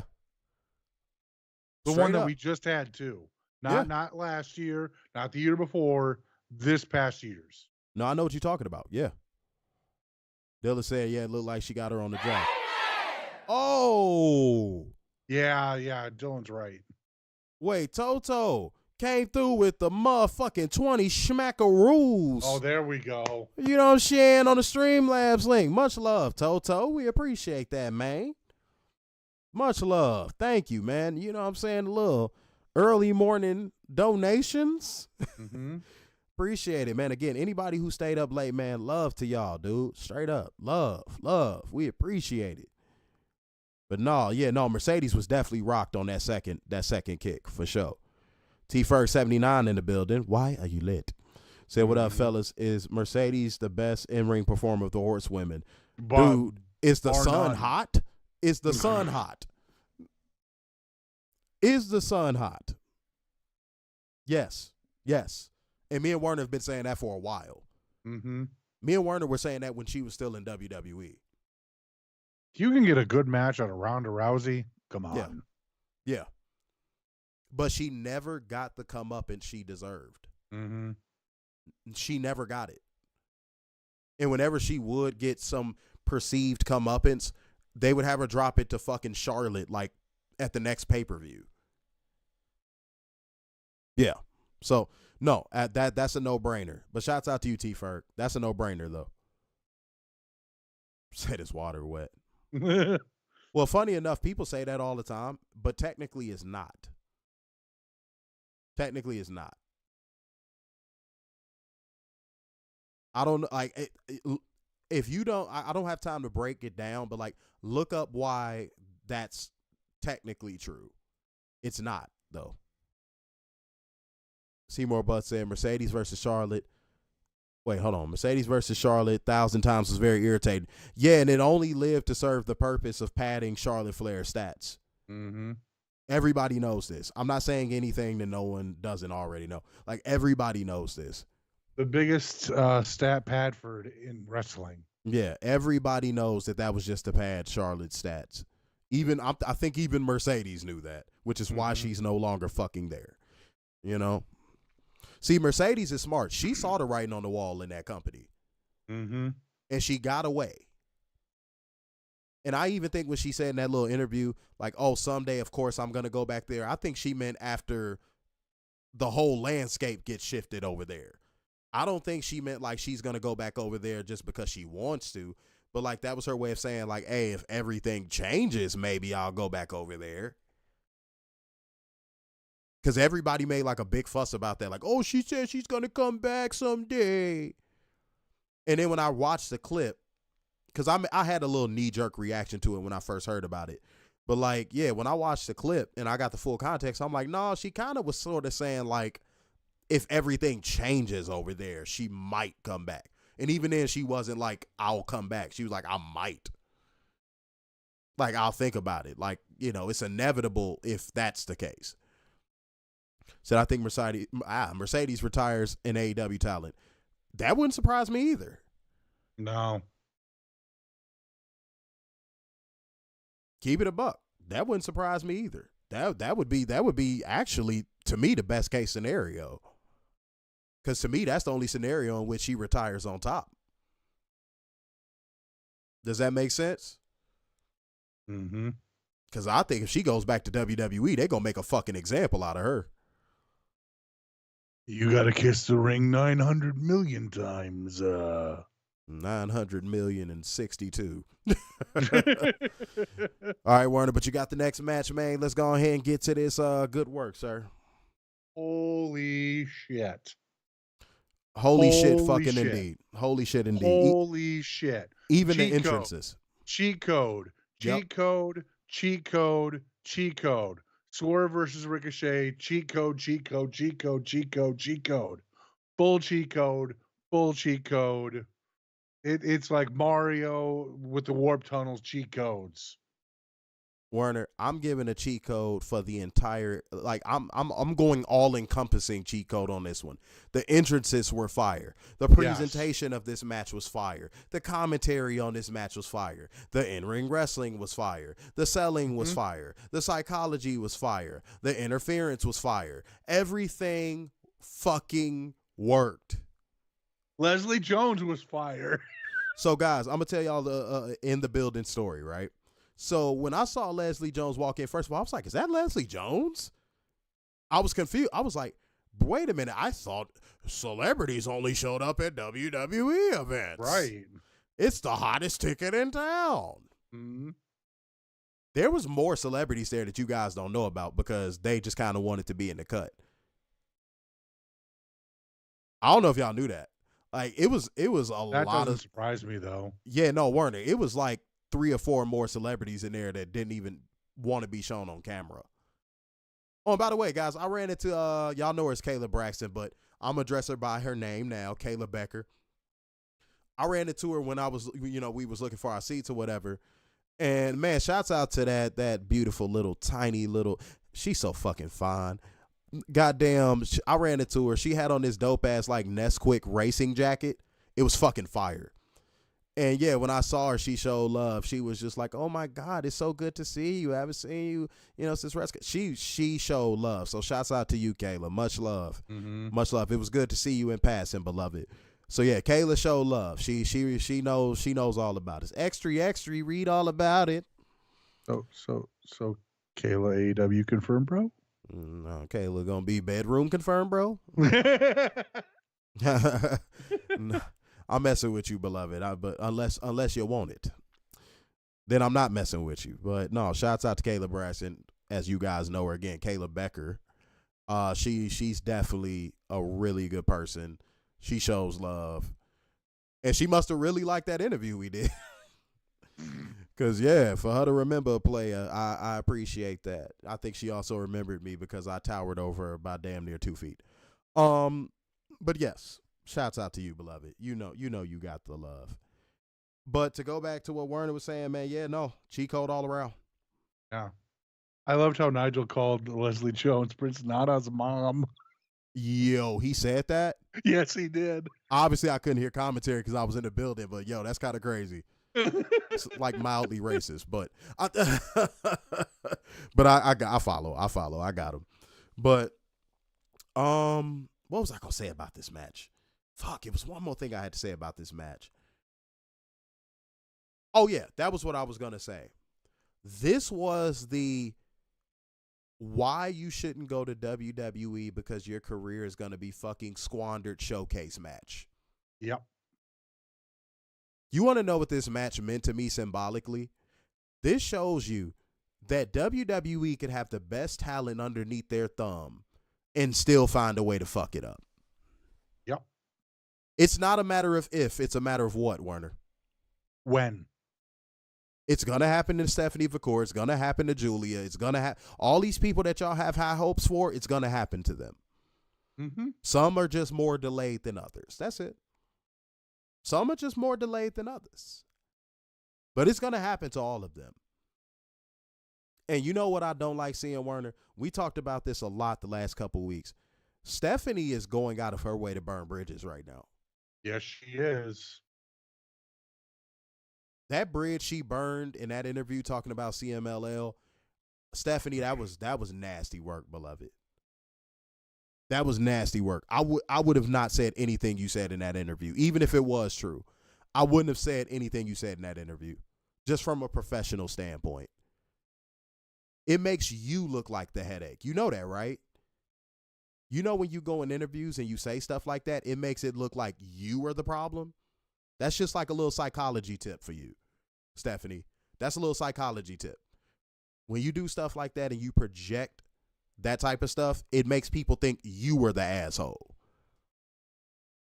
So for you to go denounce a whole promotion on an interview on a pro WWE platform is kind of wild.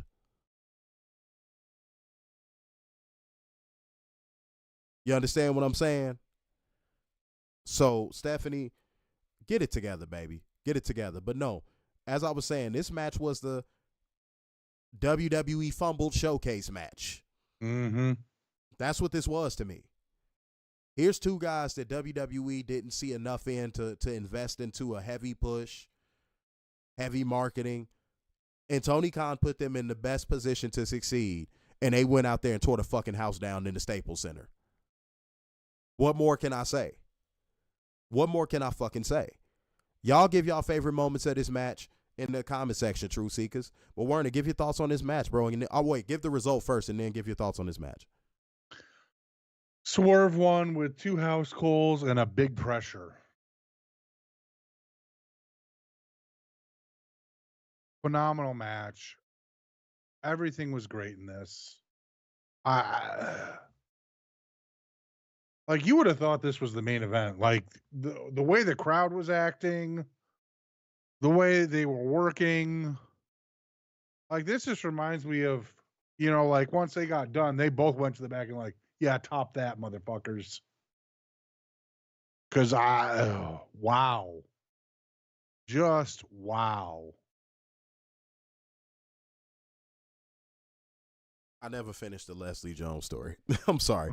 I forgot, y'all. My bad. I got off track because I wanted to get to the details of the match, but go ahead. But you know what? Leslie Jones was perfect here. And if she ever shows up to another AEW event, Tony, put her on the hard cam side. So somebody in the comment section has said, let me find it. God damn it. Let me find it. Hold on, y'all. My fault. Oh my God. You need more fans like Leslie Jones in your shows. What? You knew to talk when I paused? Good for you, Werner. You're learning. Good for you, man. Good for you. But somebody had said, I can't find it now. So, there it is. Flatulence Man said, Leslie Jones is not funny. She needed to sit her ass down. Now, don't get me wrong. I'm not all for the buffoonish humor or like the, look at the performative black person humor. I'm not for that shit either, Flatulence Man. I feel you. But like in this situation, it worked. It added to the match. And this is wait. This is coming from somebody that dead ass doesn't even like that type of humor. But I'm gonna hit you with a plot twist, Flatulence Man, and I'm really finna hit you with something that you ain't think about. And Werner kind of just alluded to it. That wasn't her acting or trying to be over the top. She was just that invested. I'm gonna be honest. I wasn't watching her the whole time, but I pretty much was glancing at her after almost every move. No, Flatulence Man, she was actually into it. You know that first time when, well, I mean, I can't relate to this, but I've obviously done consultations for men that are like this. There's men that dead ass will have sex with a whole bunch of women, right? And the women they have sex with just aren't into it. And then they finally stumble on a woman that they have sex with that, like, they're actually having fun and they're actually invested in what's going on in the bedroom. And that man is unable to tell the difference. So I feel like this is a situation where you have to distinguish the difference. She was actually having fun, dude. Ken Jeong was actually having fun, dude. I saw it with my own eyes. Trust me, I'd be the first one to say if I thought she was doing some performative raccooning. I'd be the first one to say it. You know me. I'd be the first one to say it. Nah, man. She was just having fun.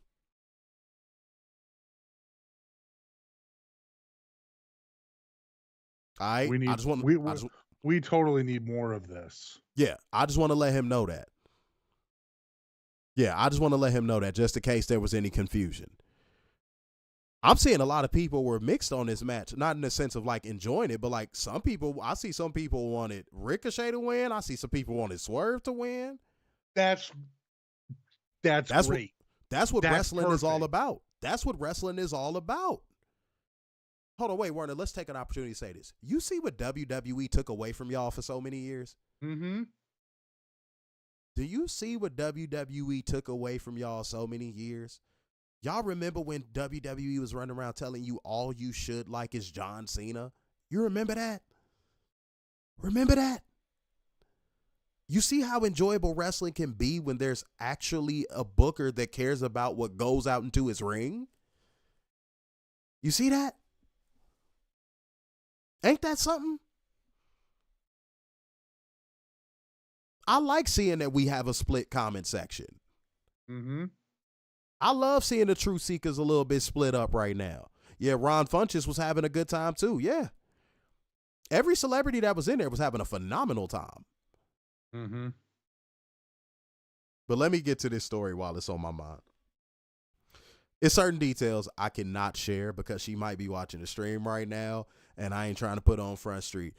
If you don't remember her, that's fine, because she was kind of one of those like obscure, like time present type of like figures. So like if you don't remember her, it's okay. Like I'm not gonna be like, oh damn, y'all don't know who she is. Oh fuck, I feel stupid. But it was a singer in the mid 2000s. Her name was Paula Deanda. She made this song called Walk Away that was like a huge fucking hit. Finer than a motherfucker. I mean, she's finer than a motherfucker, right? Mm-hmm. I ain't gonna lie. I didn't want it to crack her since then. I hear somebody shouting over the railing, like over our shoulder, to get the attention of one of the AEW staff members, and I'm like, uh-oh, something's happening. Because by this point, we had already witnessed a fight in the arena. It was two Fed Walkers that fought. I'm not even kidding. Two Fed Walkers were fighting. I'm not even joking. I'm not even kidding. One of them had on the little vintage WWE logo shirt from like the New Generation era. Oh, God. And then another one, what shirt did that motherfucker have on? But yeah, no, it was two Fed Walkers fighting. And after Why do WWE fans have to try to ruin everything? Yeah, because they're fucking dorks. Yeah. And they're projecting their failures of their shitty product onto other products. But about 5 minutes after that little Fed Walker Fat Boy Fest took place, yeah, I heard somebody shouting over my shoulder. I don't want to say screaming, but like shouting, like, hey, hey, hey, trying to get somebody's attention. And I turn around and I see Paula Deanda's fine ass with her fine ass friend. And I was like, and I'm thinking, he came to get him and he's bringing him around. I'm like, sit her next to me right fucking now. Do it now. See, Warner knows me. All I need is an opportunity. Yeah. That's it. That's it. I got everything else. Just give me the opportunity. So he doesn't sit them near me at first. And I'm like, oh, man, that fucking sucks. Because I definitely was trying to get down on her. I was like, hey, man, if he sits her right here, I'm spitting the heaviest game in my arsenal. But he comes back over there after he walked in backstage. And I'm like, hey, man, can you bring her over here? And shouts out to him. I forgot that brother's name. I feel so bad. But shouts out to you. You know who you are. He brings her over. And I'm a cliffhanger, y'all. I'm going to tell y'all the rest on our next stream. On the next episode of Dragon Ball Z.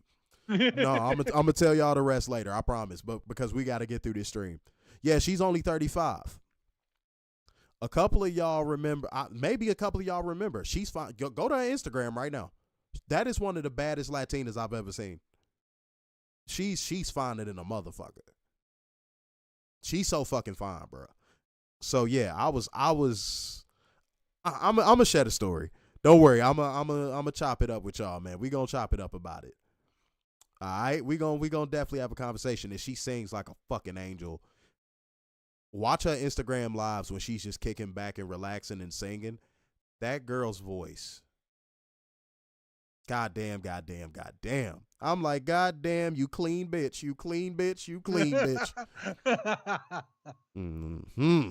Little classy, little. Y'all gonna hear it. I can't wait to drop that one. I ain't gonna get too chatty patty-ish about it. It was something slight. All right, but no. Where was we at, Werner? On matches? The Richard O'Shea versus Swerve Strickland, right? Yep. All right, cool. So yeah, my final thoughts on this was Swerve obviously collected the robe and gets on one knee to return it to Prince Nana. They hug and Nana dances before putting the robe back on Swerve. Shoulders like he was James Brown. Yeah, no, these guys killed it. I don't know what else to say. These guys went out there and killed it. They understood the assignment and it was completed. Now, here's the moment where I can finally bring it up. Everybody knows Swerve was at the media scrum, correct? Cool. Werner, I can see that you probably gonna have a crazy reaction to this already. Maybe not crazy, maybe not a viral reaction, but a reaction nonetheless. So he gets done with his portion of the scrum. He walks off to the side. He's getting ready to walk out the room. He made eye contact with me, and he kept walking. He turns around, makes eye contact with me again, puts his hand on my shoulder. It was somebody sitting next to me. It was the Russian mama, Xenia, everybody loves so much. She was sitting next to me. And girling it up probably. And I told you, beloved, I told you to your face, go fuck yourself. You know how I feel. I'm fucking but no, yeah, he reaches over her to put his hand on my shoulder. And I look back at him and he goes, Covalent TV. I was like, damn. Yo. So Swerve, man, salute, bro. Salute, man. You know it's love, bro. He put his hand on my shoulder in front of everybody and said it like Covalent TV. I was like, yo.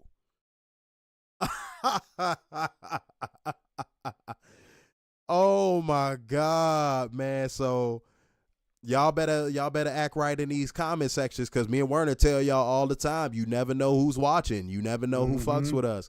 I know who does. But y'all never know, man. So be on y'all best behavior, because they might pop in the comment section one day. You never know.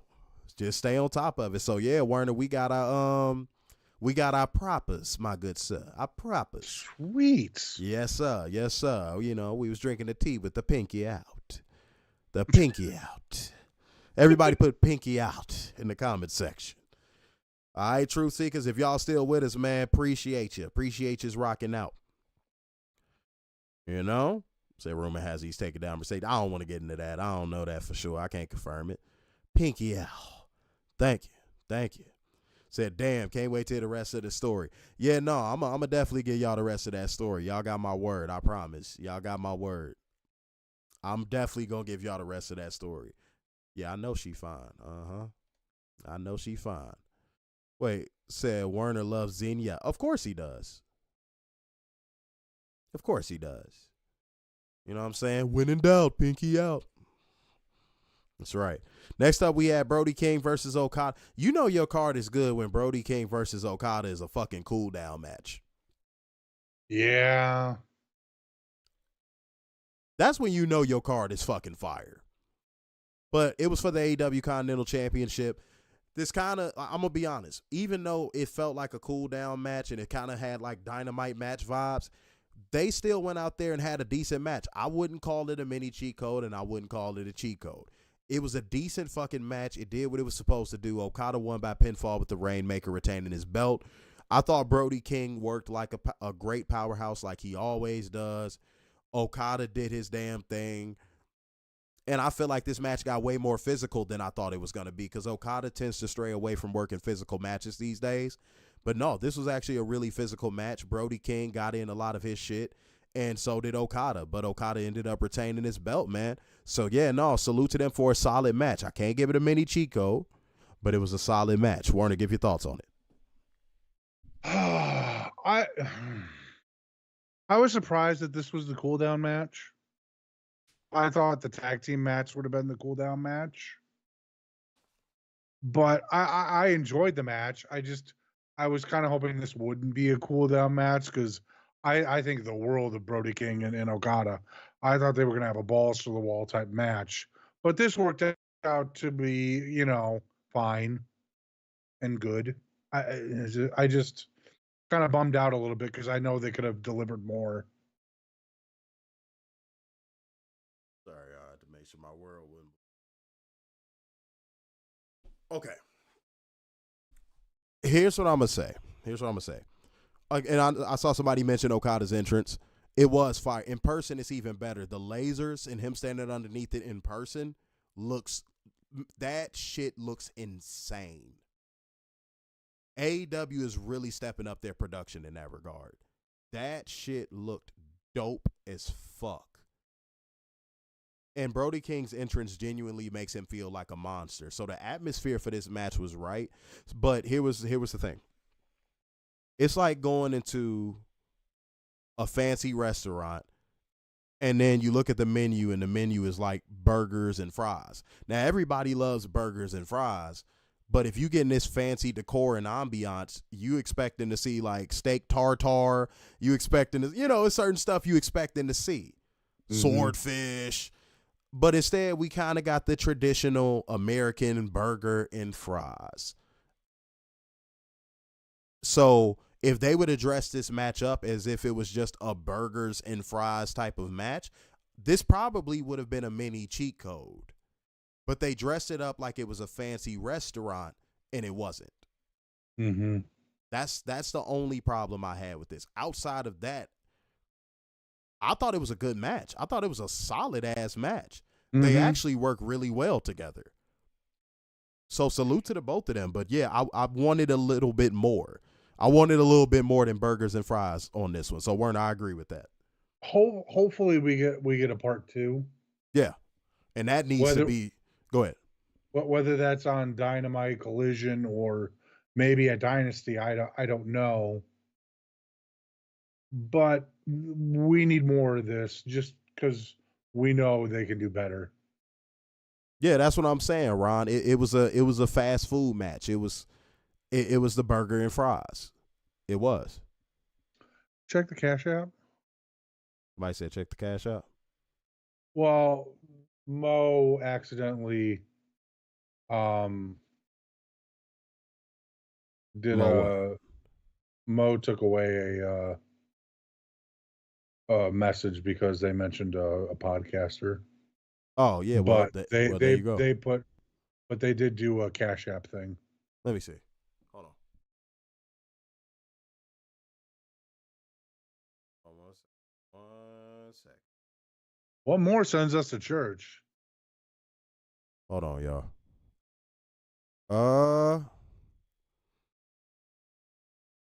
Oh shit! Hold on. Your biz came. Oh, that's BOH came through with the 20 Schmackaroo Cash App. Okay, BOH, I see you, man. My apologies, bro. Appreciate you, man. Came through heavy on that motherfucker. I appreciate it. Much love. Thank you. All love is appreciated. Appreciate you, BOH. If you still in here, man, much love. Thank you so much for supporting the show. Yeah, no, thank you.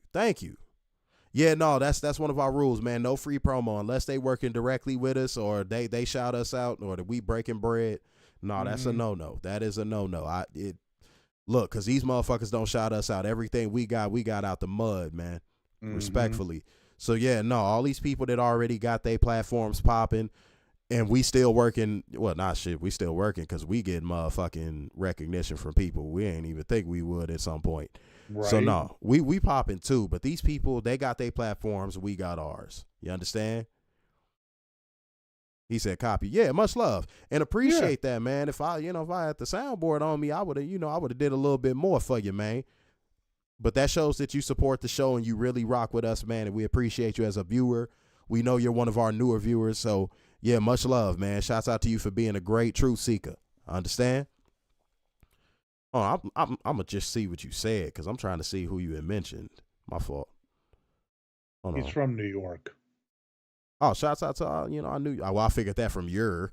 No, but shouts out to all my New York people, man. I appreciate y'all, man. Today was the anniversary. Well, yesterday technically. Well, not technically. Literally yesterday was the anniversary of Biggie's passing, and the irony of that is I'm in LA. I'm in LA right now. Unfortunately, where that good brother was taken from us, where one of the best rappers to ever do it was taken from us, man. So yeah, shouts out to New York. New York is the birthplace of my first love, man, and that's hip hop.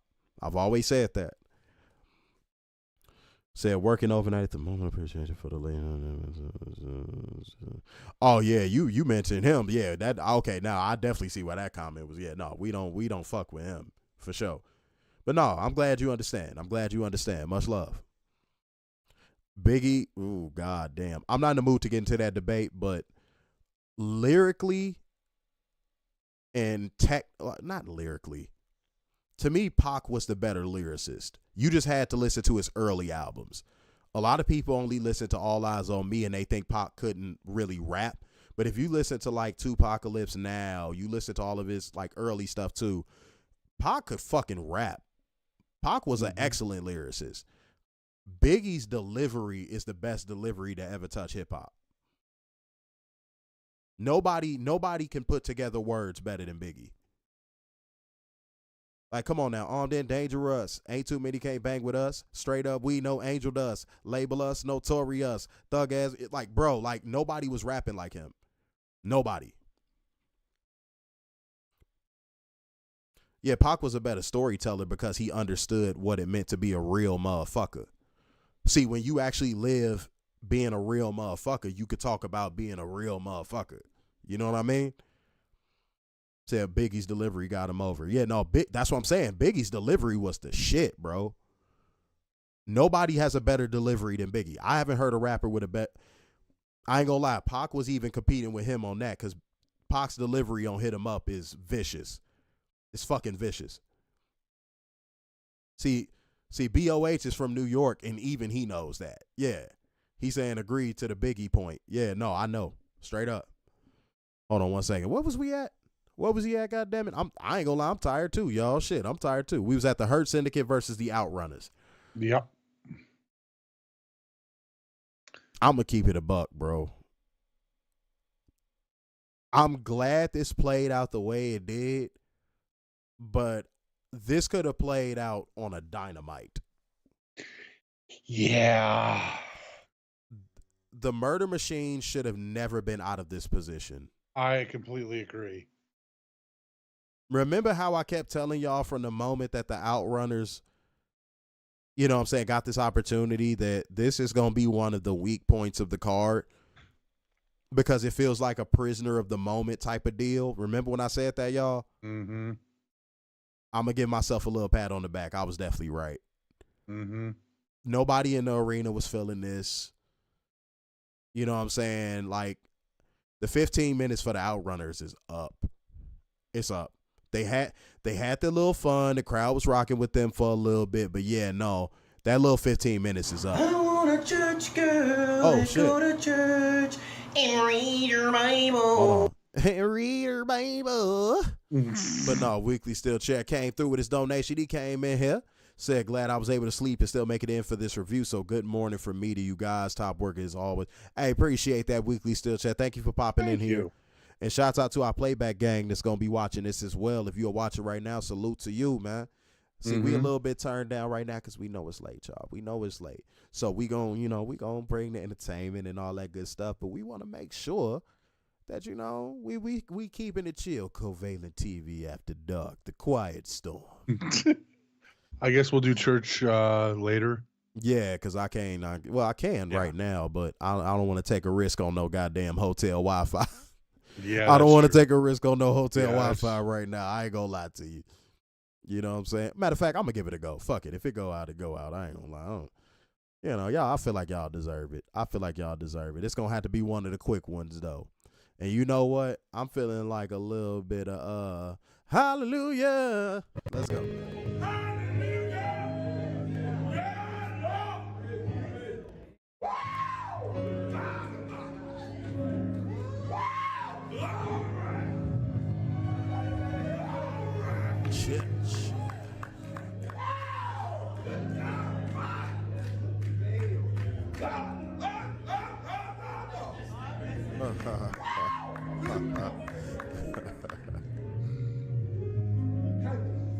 Yeah. Are we still here, y'all?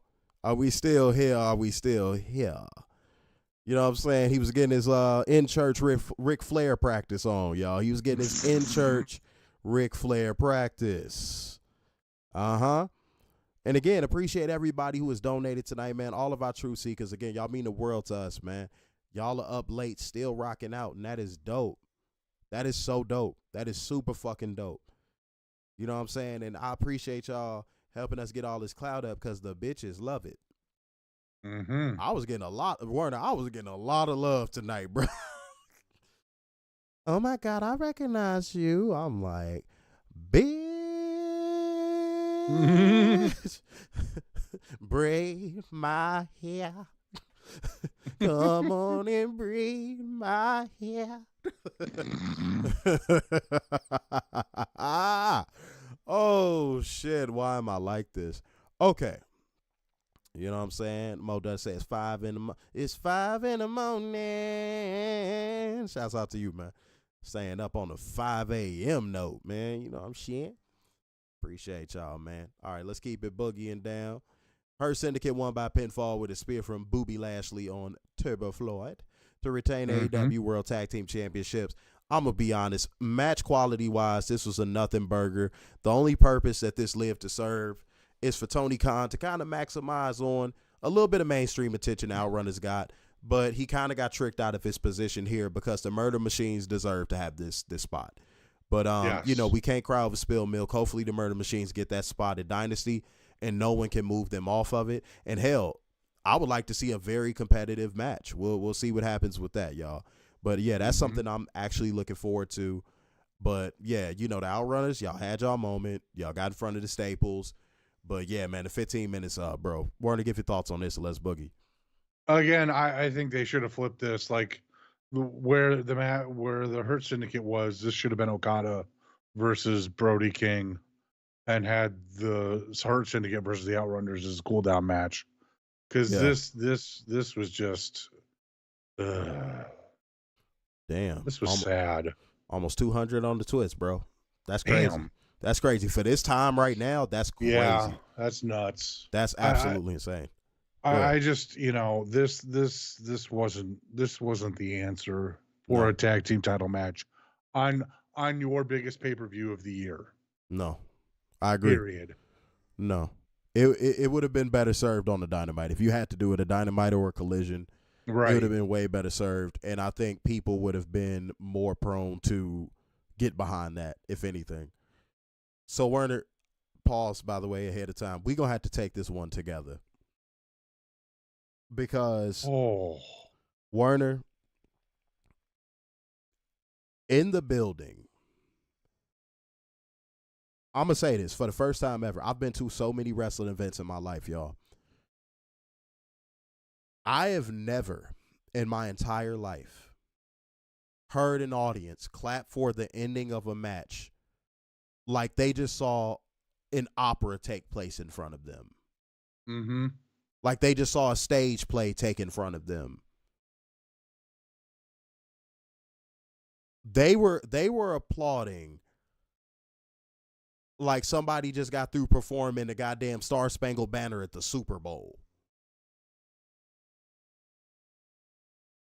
I thought people in the crowd were about to start saying bravo.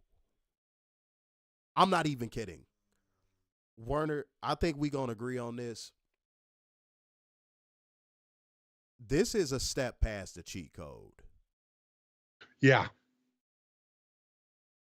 Everybody in the arena, I'm going to speak from in the arena. Everybody in the arena was left mouth agape at Mariah May versus Toni Storm, the Hollywood ending for the AEW Women's World Championship.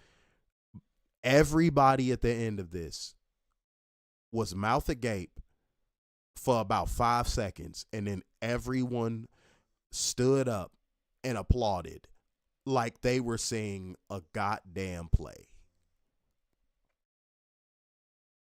This is, I would venture to say, this is one of the best women's matches ever. Ever. Ever. But my favorite part, ladies and gentlemen, in the arena and I'm pretty sure on screen, the shot where they went to the shot above the ring of Toni Storm laid out, bloodied to a point of where we've never seen a woman bloodied in a ring before. Mm-hmm.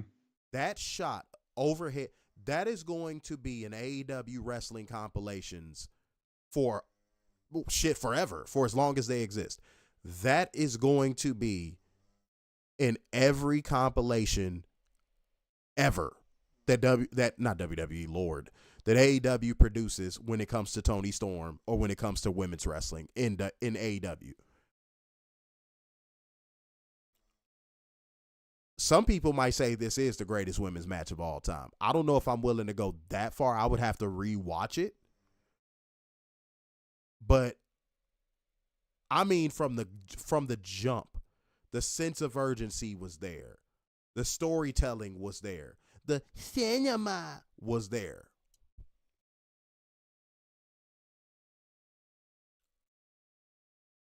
I don't know what else to say other than this was perfect from start to fucking finish. The camera, just like I said about the other match, the camera shots were perfect. The commentary, from what I heard, was perfect. Mm-hmm. JR was on the call, and he was on the ball tonight. I loved it. I love this so much. I love this so much. These ladies deserve that spotlight. But my true favorite moment of the match was something that didn't even happen in the match, and I think some of y'all might agree, some of y'all might not. When this match ended, and I'm gonna let Werner do the result and talk about what he felt about this match. My favorite moment of this match was after the match was over and the end popping up on both of the screens. Yeah, that was perfect. When I tell y'all, that was the moment where everybody in the crowd applauded, and I thought everybody was about to start saying, bravo, bravo, encore. I'm not even kidding. I gave it a standing ovation.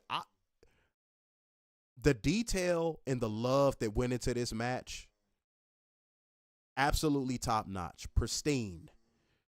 Tony Khan, A+ work on this one, bro. And these ladies went out here and killed it, and they earned their paycheck. They need to go to the pay window and get double of whatever they were supposed to get. Minimum. God's honest, bro. Not only was this match good, not only was it a cheat code, Warren, I would venture to use this word. It was special. Yeah, you know what? I feel like out of any match in women's history, this moved women's wrestling forward. That's exactly what I was saying at the beginning of the show. When I said there was a couple matches on this card that moved wrestling forward. Mm-hmm. Finish that point. My bad. I just had to say that. No. I feel like this match moved women's wrestling forward. It's not anything another company does. It was this match tonight. You saw two women go balls to the wall and get violent. When do you see women's wrestling get violent like that? You don't. Hats off to these two women for going balls to the wall and showing that it's okay to bleed and have crimson masks and doing the glass spot. Warner, here's what made this sick too. Here's how I knew it was greatness. When I saw JR walk past me right after this match, you want to know what I said out loud? I said, oh, JR was on the call? Oh, I gotta go back and watch this match. When is the last time you could ever say that about a match over there at the industry standard? You can't. Definitely not while Michael Chode's been the voice. Think about that, y'all. Me just seeing JR made me say, I got to go back and watch this match. I was going to rewatch it anyway. But the fact that I'm even saying I got to go back and rewatch it just for the commentary speaks volumes. Somebody said he performed like it was 1998. Yeah, he was on the ball. Seymour, normally I'd be calling her Tony Booty and all that stuff, but tonight I don't want her appearance to take away from how great this was. Yeah, this was phenomenal. Said they had more of a hardcore match than Kevin Owens and Sammy. Yeah, meanwhile, Kevin Owens is being too much of a bumbling idiot and dropping fucking razor blades in the middle of the ring mid-match. This had more violence than a Hell in a Cell match. Yeah. Over a fucking bracelet. This needs to win Feud of the Year. Easily. It does. I don't care what anybody says. I don't care how much your bias is towards WWE. How can you give it to anything else? And Toni should win Women's Wrestler of the Year. Yeah. By a landslide. Not some obscure Japanese female wrestler who has her own promotion. This motherfucker Weekly Steel Chest said it will probably go to Cody versus Cena. I'm gonna tell you the guys' honest truth. If that actually happened, a lot of these media platforms would not only not compromise the last bit of their integrity. They would destroy it. Mm-hmm. I don't think they want to do that. As dumb as they are, I don't think they're that dumb, because that would destroy their credibility permanently. Or as Cena would say, compromise to a permanent end. No, they're not that dumb. They're dumb, but they're not that dumb. No, that would destroy all credibility. Said this is the best women's match I've personally watched since Deonna Purrazzo versus Mickie James in the Texas Death Match several years ago. That's an underrated match. That's a very underrated match. It is. The glass tape hands moment, I kept looking back and forth at the screen in the ring because I wanted both visuals. And both visuals were absolutely breathtaking. Mariah May looking hesitant to strike somebody she once loved while she was wrapping the glass around her fist. And Toni Storm just like, bitch, I'm ready to take out my creation. I'm getting excited just talking about this. I legitimately had chills when this match was over. When was the last time you heard a "you sick fuck" chant in a women's match? I don't think you have. Yeah, that's my point. You've never heard that until tonight. Yeah, no, I definitely don't think you have. My fault, y'all. Said Toni was past caring. Mariah was conflicted. So Weekly Steel Chair, I'm not the only one that noticed that. I noticed that in the moment. I don't even need to rewatch it. I noticed that in the moment. Yeah. These ladies, now that's how you do acting. Bianca, you know I love you. You know I love you. Naomi, you know I love you. But that's how you do it. What these two ladies did, that's how you do it. That shit y'all just did on Friday, compared to this, boo-boo. Boo-boo. Since I'm out in Cali, I'm going to do it again. Boo-boo.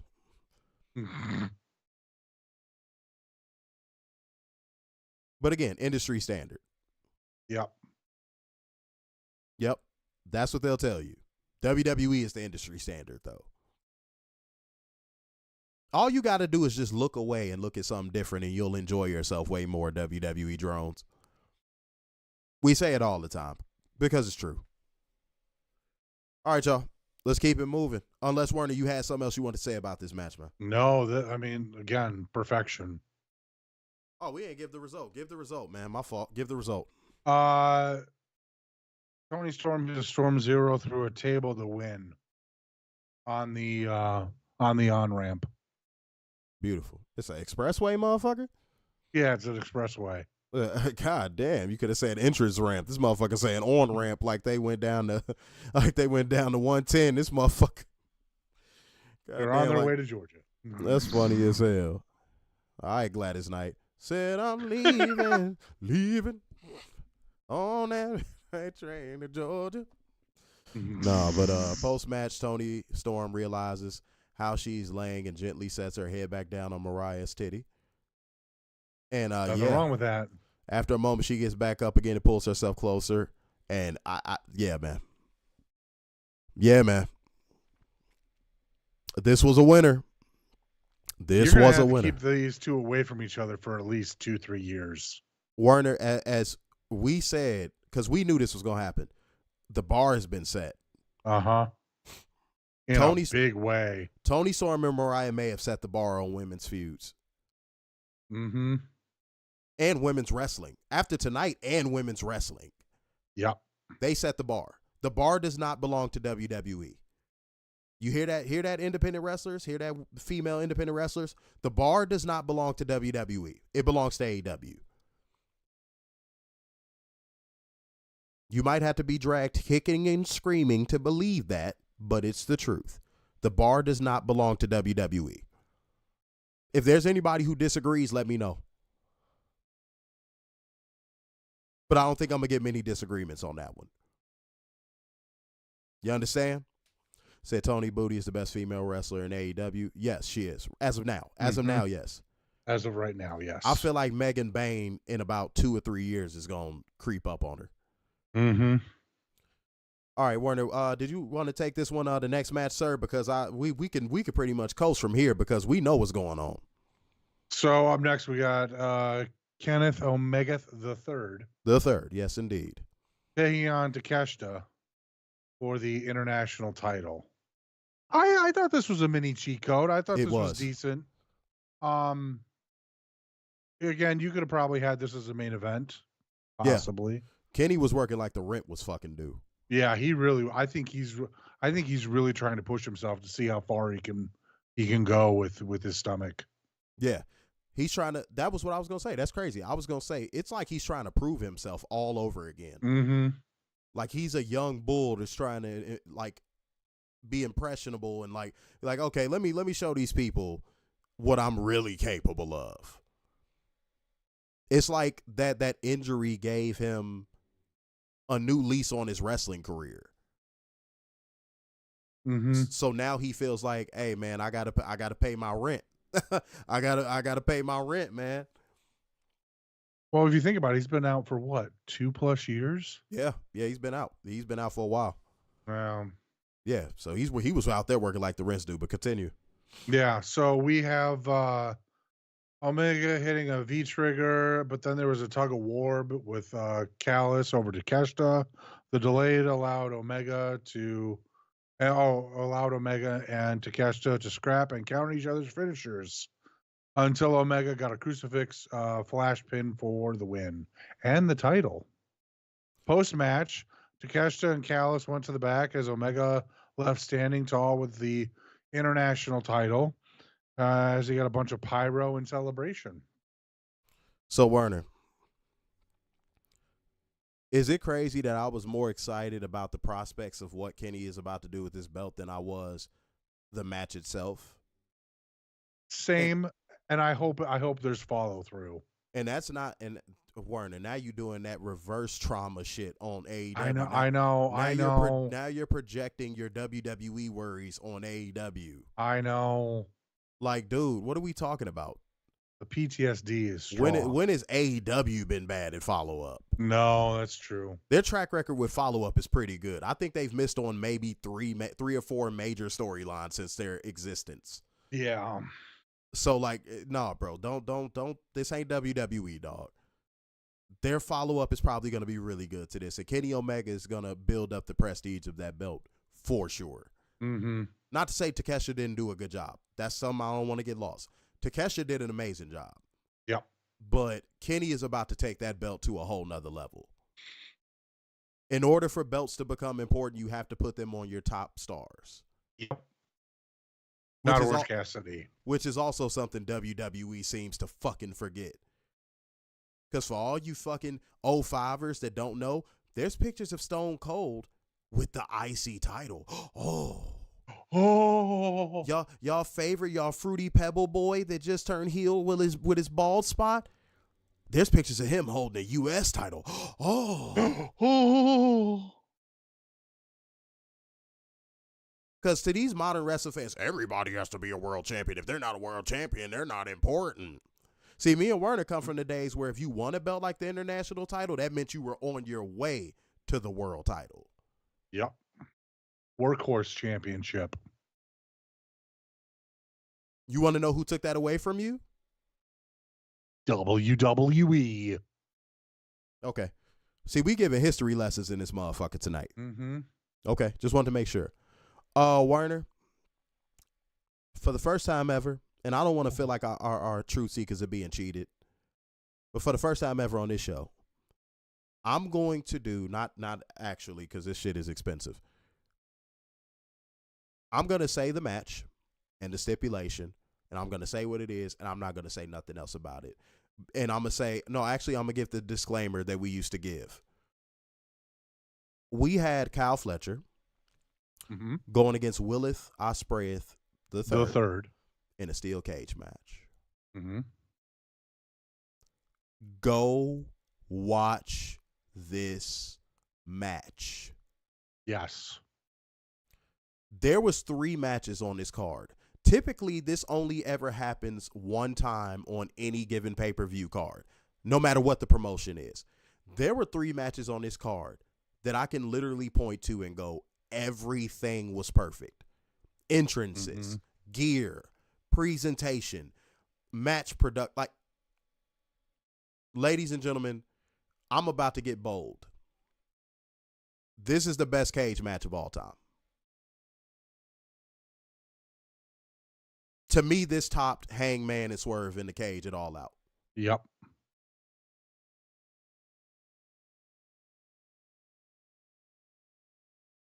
This is what a cage match is supposed to be. Anybody who's going to watch that cage match on Raw between, what's his name? What's his fucking face? Hypocrite and Sing-Along?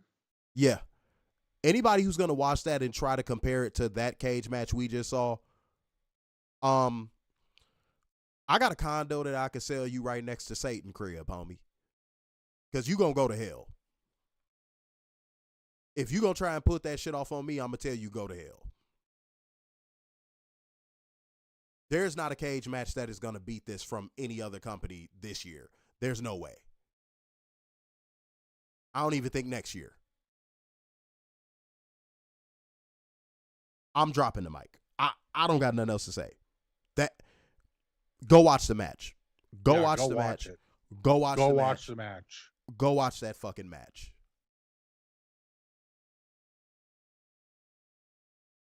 And if one of your criticisms is going to be, it was slightly overproduced, that's because you're used to little bitch-made, no-blood cage matches over there in the little fucking industry standard.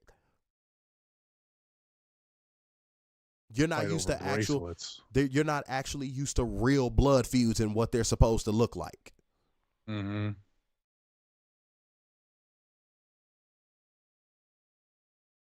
Right? So tuck the kids in bed and watch some real wrestling. If you don't want to do that, then in which case this might not be for you, but this was the greatest cage match of all time. Warner, give your thoughts. Mm-hmm.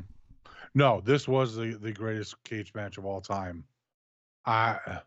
Just the beginning of them standing at the top of the cage tells you all you need to know. Go watch this match. Totally worth it. Totally effing worth it. Go watch this match.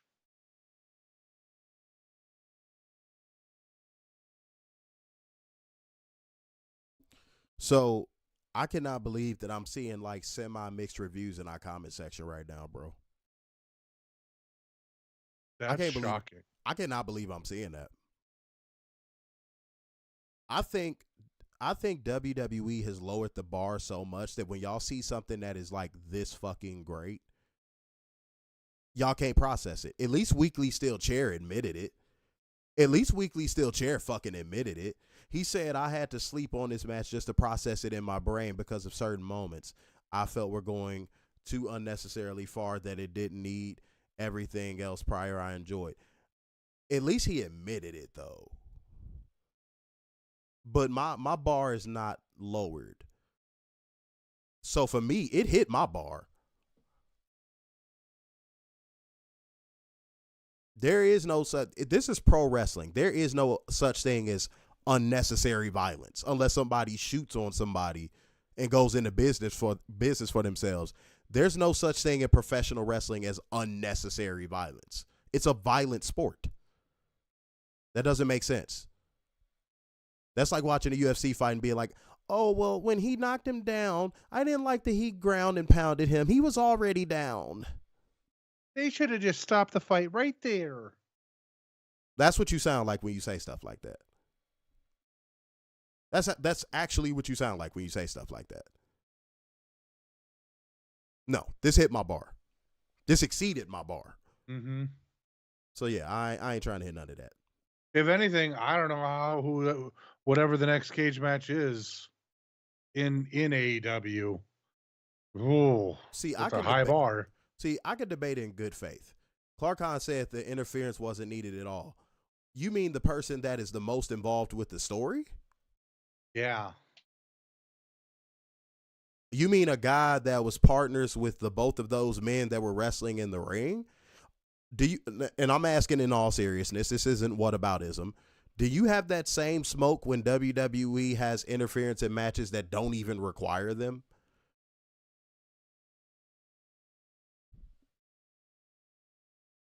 Like when matches are ending in fucking Dairy Queens, like when you got Alba Fire teaming up with Chelsea Green, did you have smoke for that? I have to ask. I have to. Did you find it unnecessary when Alba Fire interfered in that United States Women's Championship match? Because I want to make sure people are keeping that same energy. I told you that was going to be the theme for 2025. I want to make sure everybody keeps that same fucking energy. BOH said, I'll be shocked if Roman doesn't involve himself in the cage match tomorrow. As Leroy said, the best steel cage I've seen in pro wrestling. Yeah, man. And me and Warren have been watching wrestling for a long time. Mm-hmm. Ron said it's professional wrestling. That spot is already predetermined. Kyle and Will are professionals. See, Ron, you get what I'm saying. Ron gets what I'm saying. Ron gets exactly what I'm saying.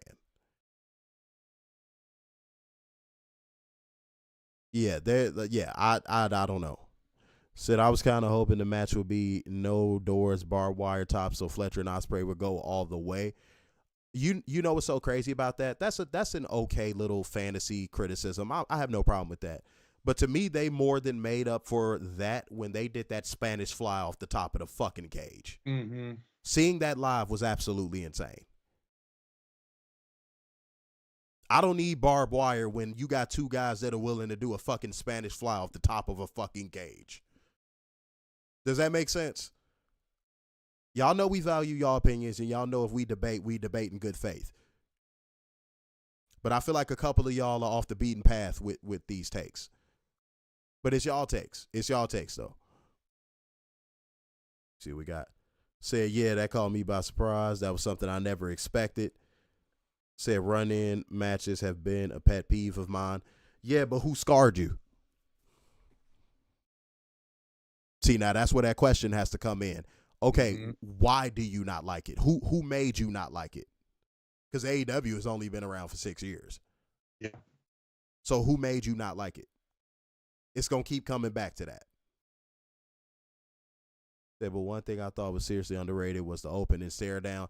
Dude, another one of those things where if you were in the arena, I know it probably looked good on TV, but if you were in the arena, you would have got hype.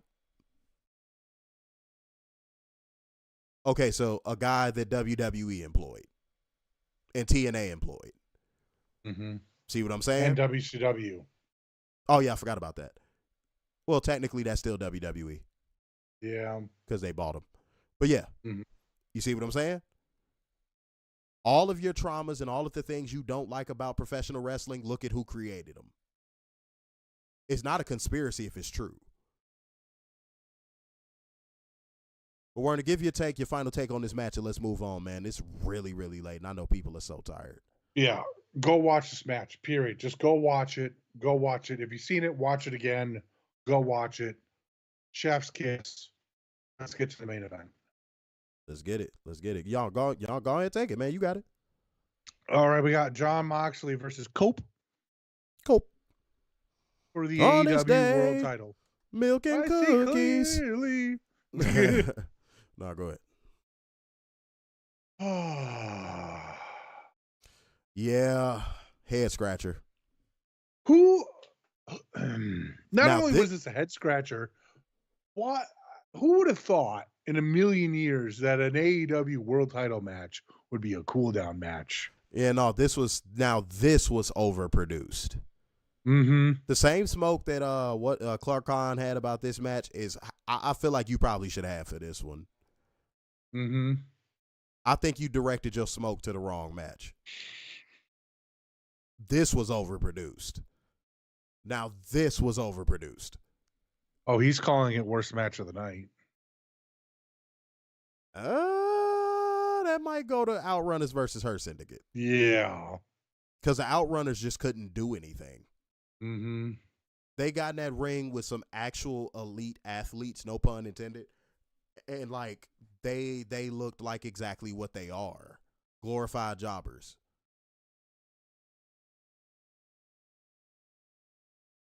So just from a technical standpoint, it's not.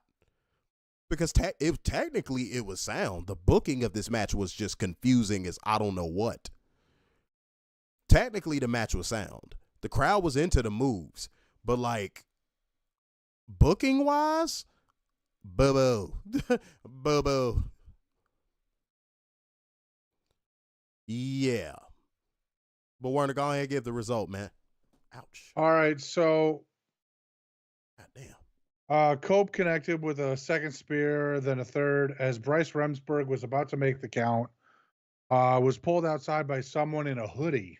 Yeah. Who was revealed to be Christian Cage. Yeah, they did the Alba Fire thing. Who smacked Cope in the head with his contract, signed the contract, making this a 3-way. Yeah. So now, in the main event, we have Jon Moxley versus Cope versus Christian Cage for the AEW World Title. Uh-huh. Get to it. Cage got Bulldog choked out. Yeah.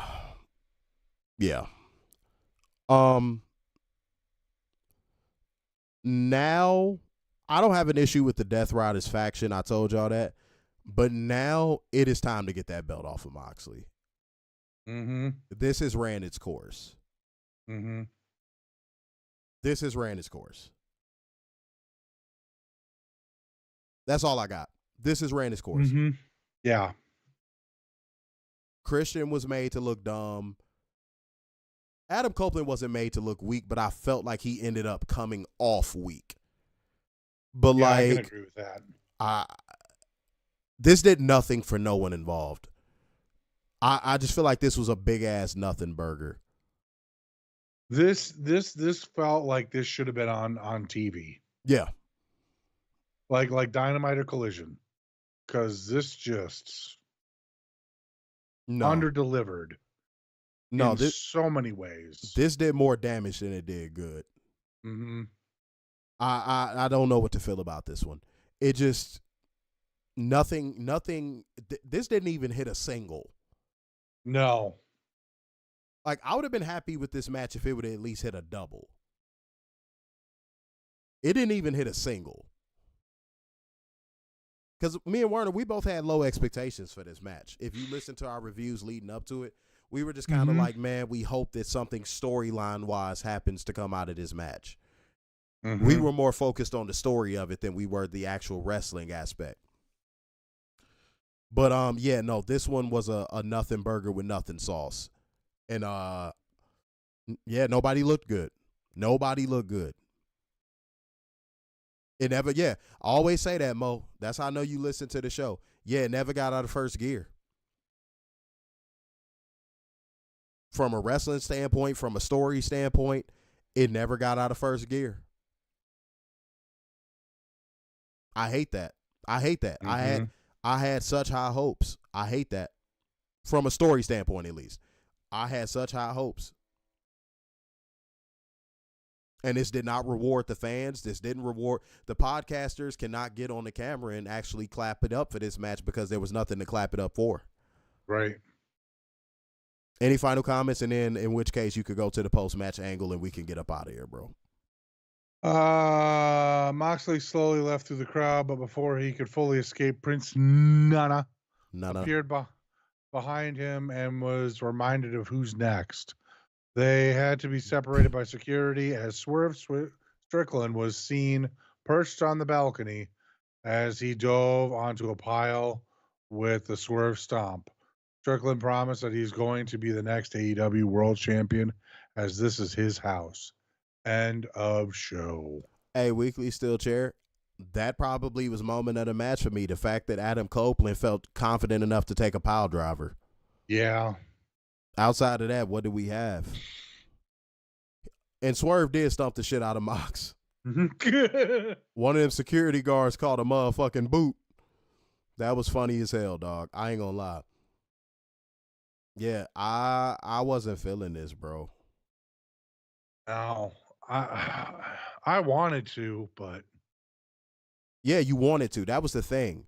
You wanted to, because AEW has built up so much goodwill with their like world championship matches that you kind of wanted to, but once it got to a certain point, you were like, oh, it's not gonna get out of this gear.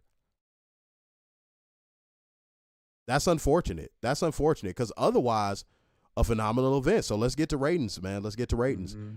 I thought, with all things considered, I'm just going to base it off the main card because, you know, if you tossing in a pre-show with it, you know, that can fuck up your rating. Or we could just do a separate rating for time. 0 hour, but nah, it's not even worth it. No. I'm gonna go, and this is something I was really battling with. I'm going to go with an 8.7 for this show. I'm going to go with an 8.7 for this show. That may seem like a tough rating. That may seem like I'm being very tough, but it was a couple things on this show that just didn't hit. It didn't click, and it didn't make sense. But like everything else that was outside of that was absolutely fucking phenomenal. Moment of the night. If you think I'm not giving it to anything other than the Hollywood ending, you are smoking that fucking shit. The Hollywood ending set the bar for women's wrestling by itself. Mm-hmm. Go ahead.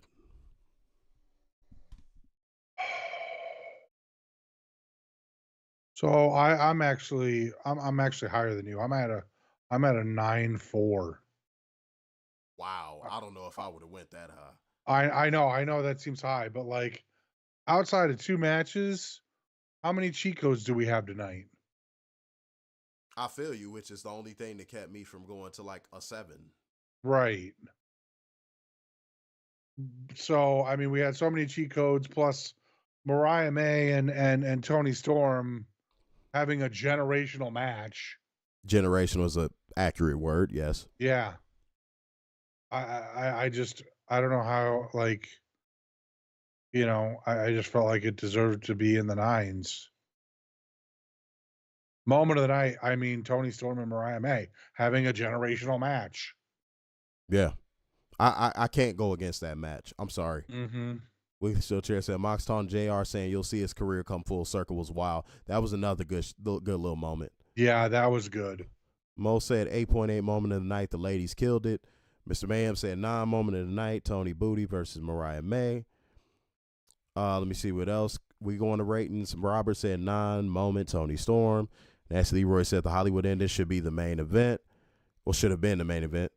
Ron said 8.5 out of 10 moment of the night. Toni versus Mariah. You know what's so crazy, though? Even with all the flaws, not all the flaws, but a couple flaws, to me, again, this pay-per-view was still over an 8.5 for me. Mm-hmm. That's how great this show was. I don't want to make it seem like I don't think the show was great, but, like, there was some little slippity bips in this show.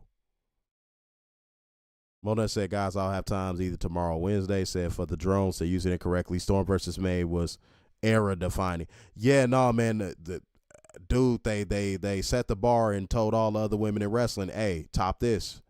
Mm-hmm. That's Leroy said 9.5. Leroy Green said 10 the whole show. Wow. Mm-hmm. Yeah, maybe I'm just being tough on the show, man. But like I'm in a way I'm not though, because I still gave it a very high rating. Right. So yeah, no. I just have to look at it through an analytical lens. I tell y'all that all the time. All right, y'all. Clear the air. Man, know when to keep it gangster, man. Know when, you know, even if a motherfucker trying to push your buttons, trying to play you for a fool, man, keep it gangster, because real gangster is silent. You don't even got to sit there and go back and forth with a motherfucker, debate, and you'll receive your blessings when you keep it gangster with people and you keep it real. All right, people gravitate towards that. They don't gravitate towards the fuck shit unless they want to be on reality TV, and that's what I want to clear the air on. What I'm putting down for. Take your time and listen to people. It doesn't matter if it's a work thing. It doesn't matter if it's a quick family thing. It doesn't matter if you're just going helping out a friend or a partner get groceries. Just take the time and listen. So there's no mix-ups. There's no nothing. You hear everything clearly. You ask questions, and you go on with the rest of your day. Word up. Word up. You know? All right. Well, y'all, we came in here. We did the motherfucking thing, man. Late as hell, but I told y'all I was going to come in here and show y'all all the necessary love, man. I wasn't going to give up on y'all, and neither was Werner. But, y'all, it's time for me to get some rest. Kick it out here for a little bit tomorrow, and then I got to head back to the homeland, man. Got to get back to Chi-Town. You know, I love it. I love it. I always will.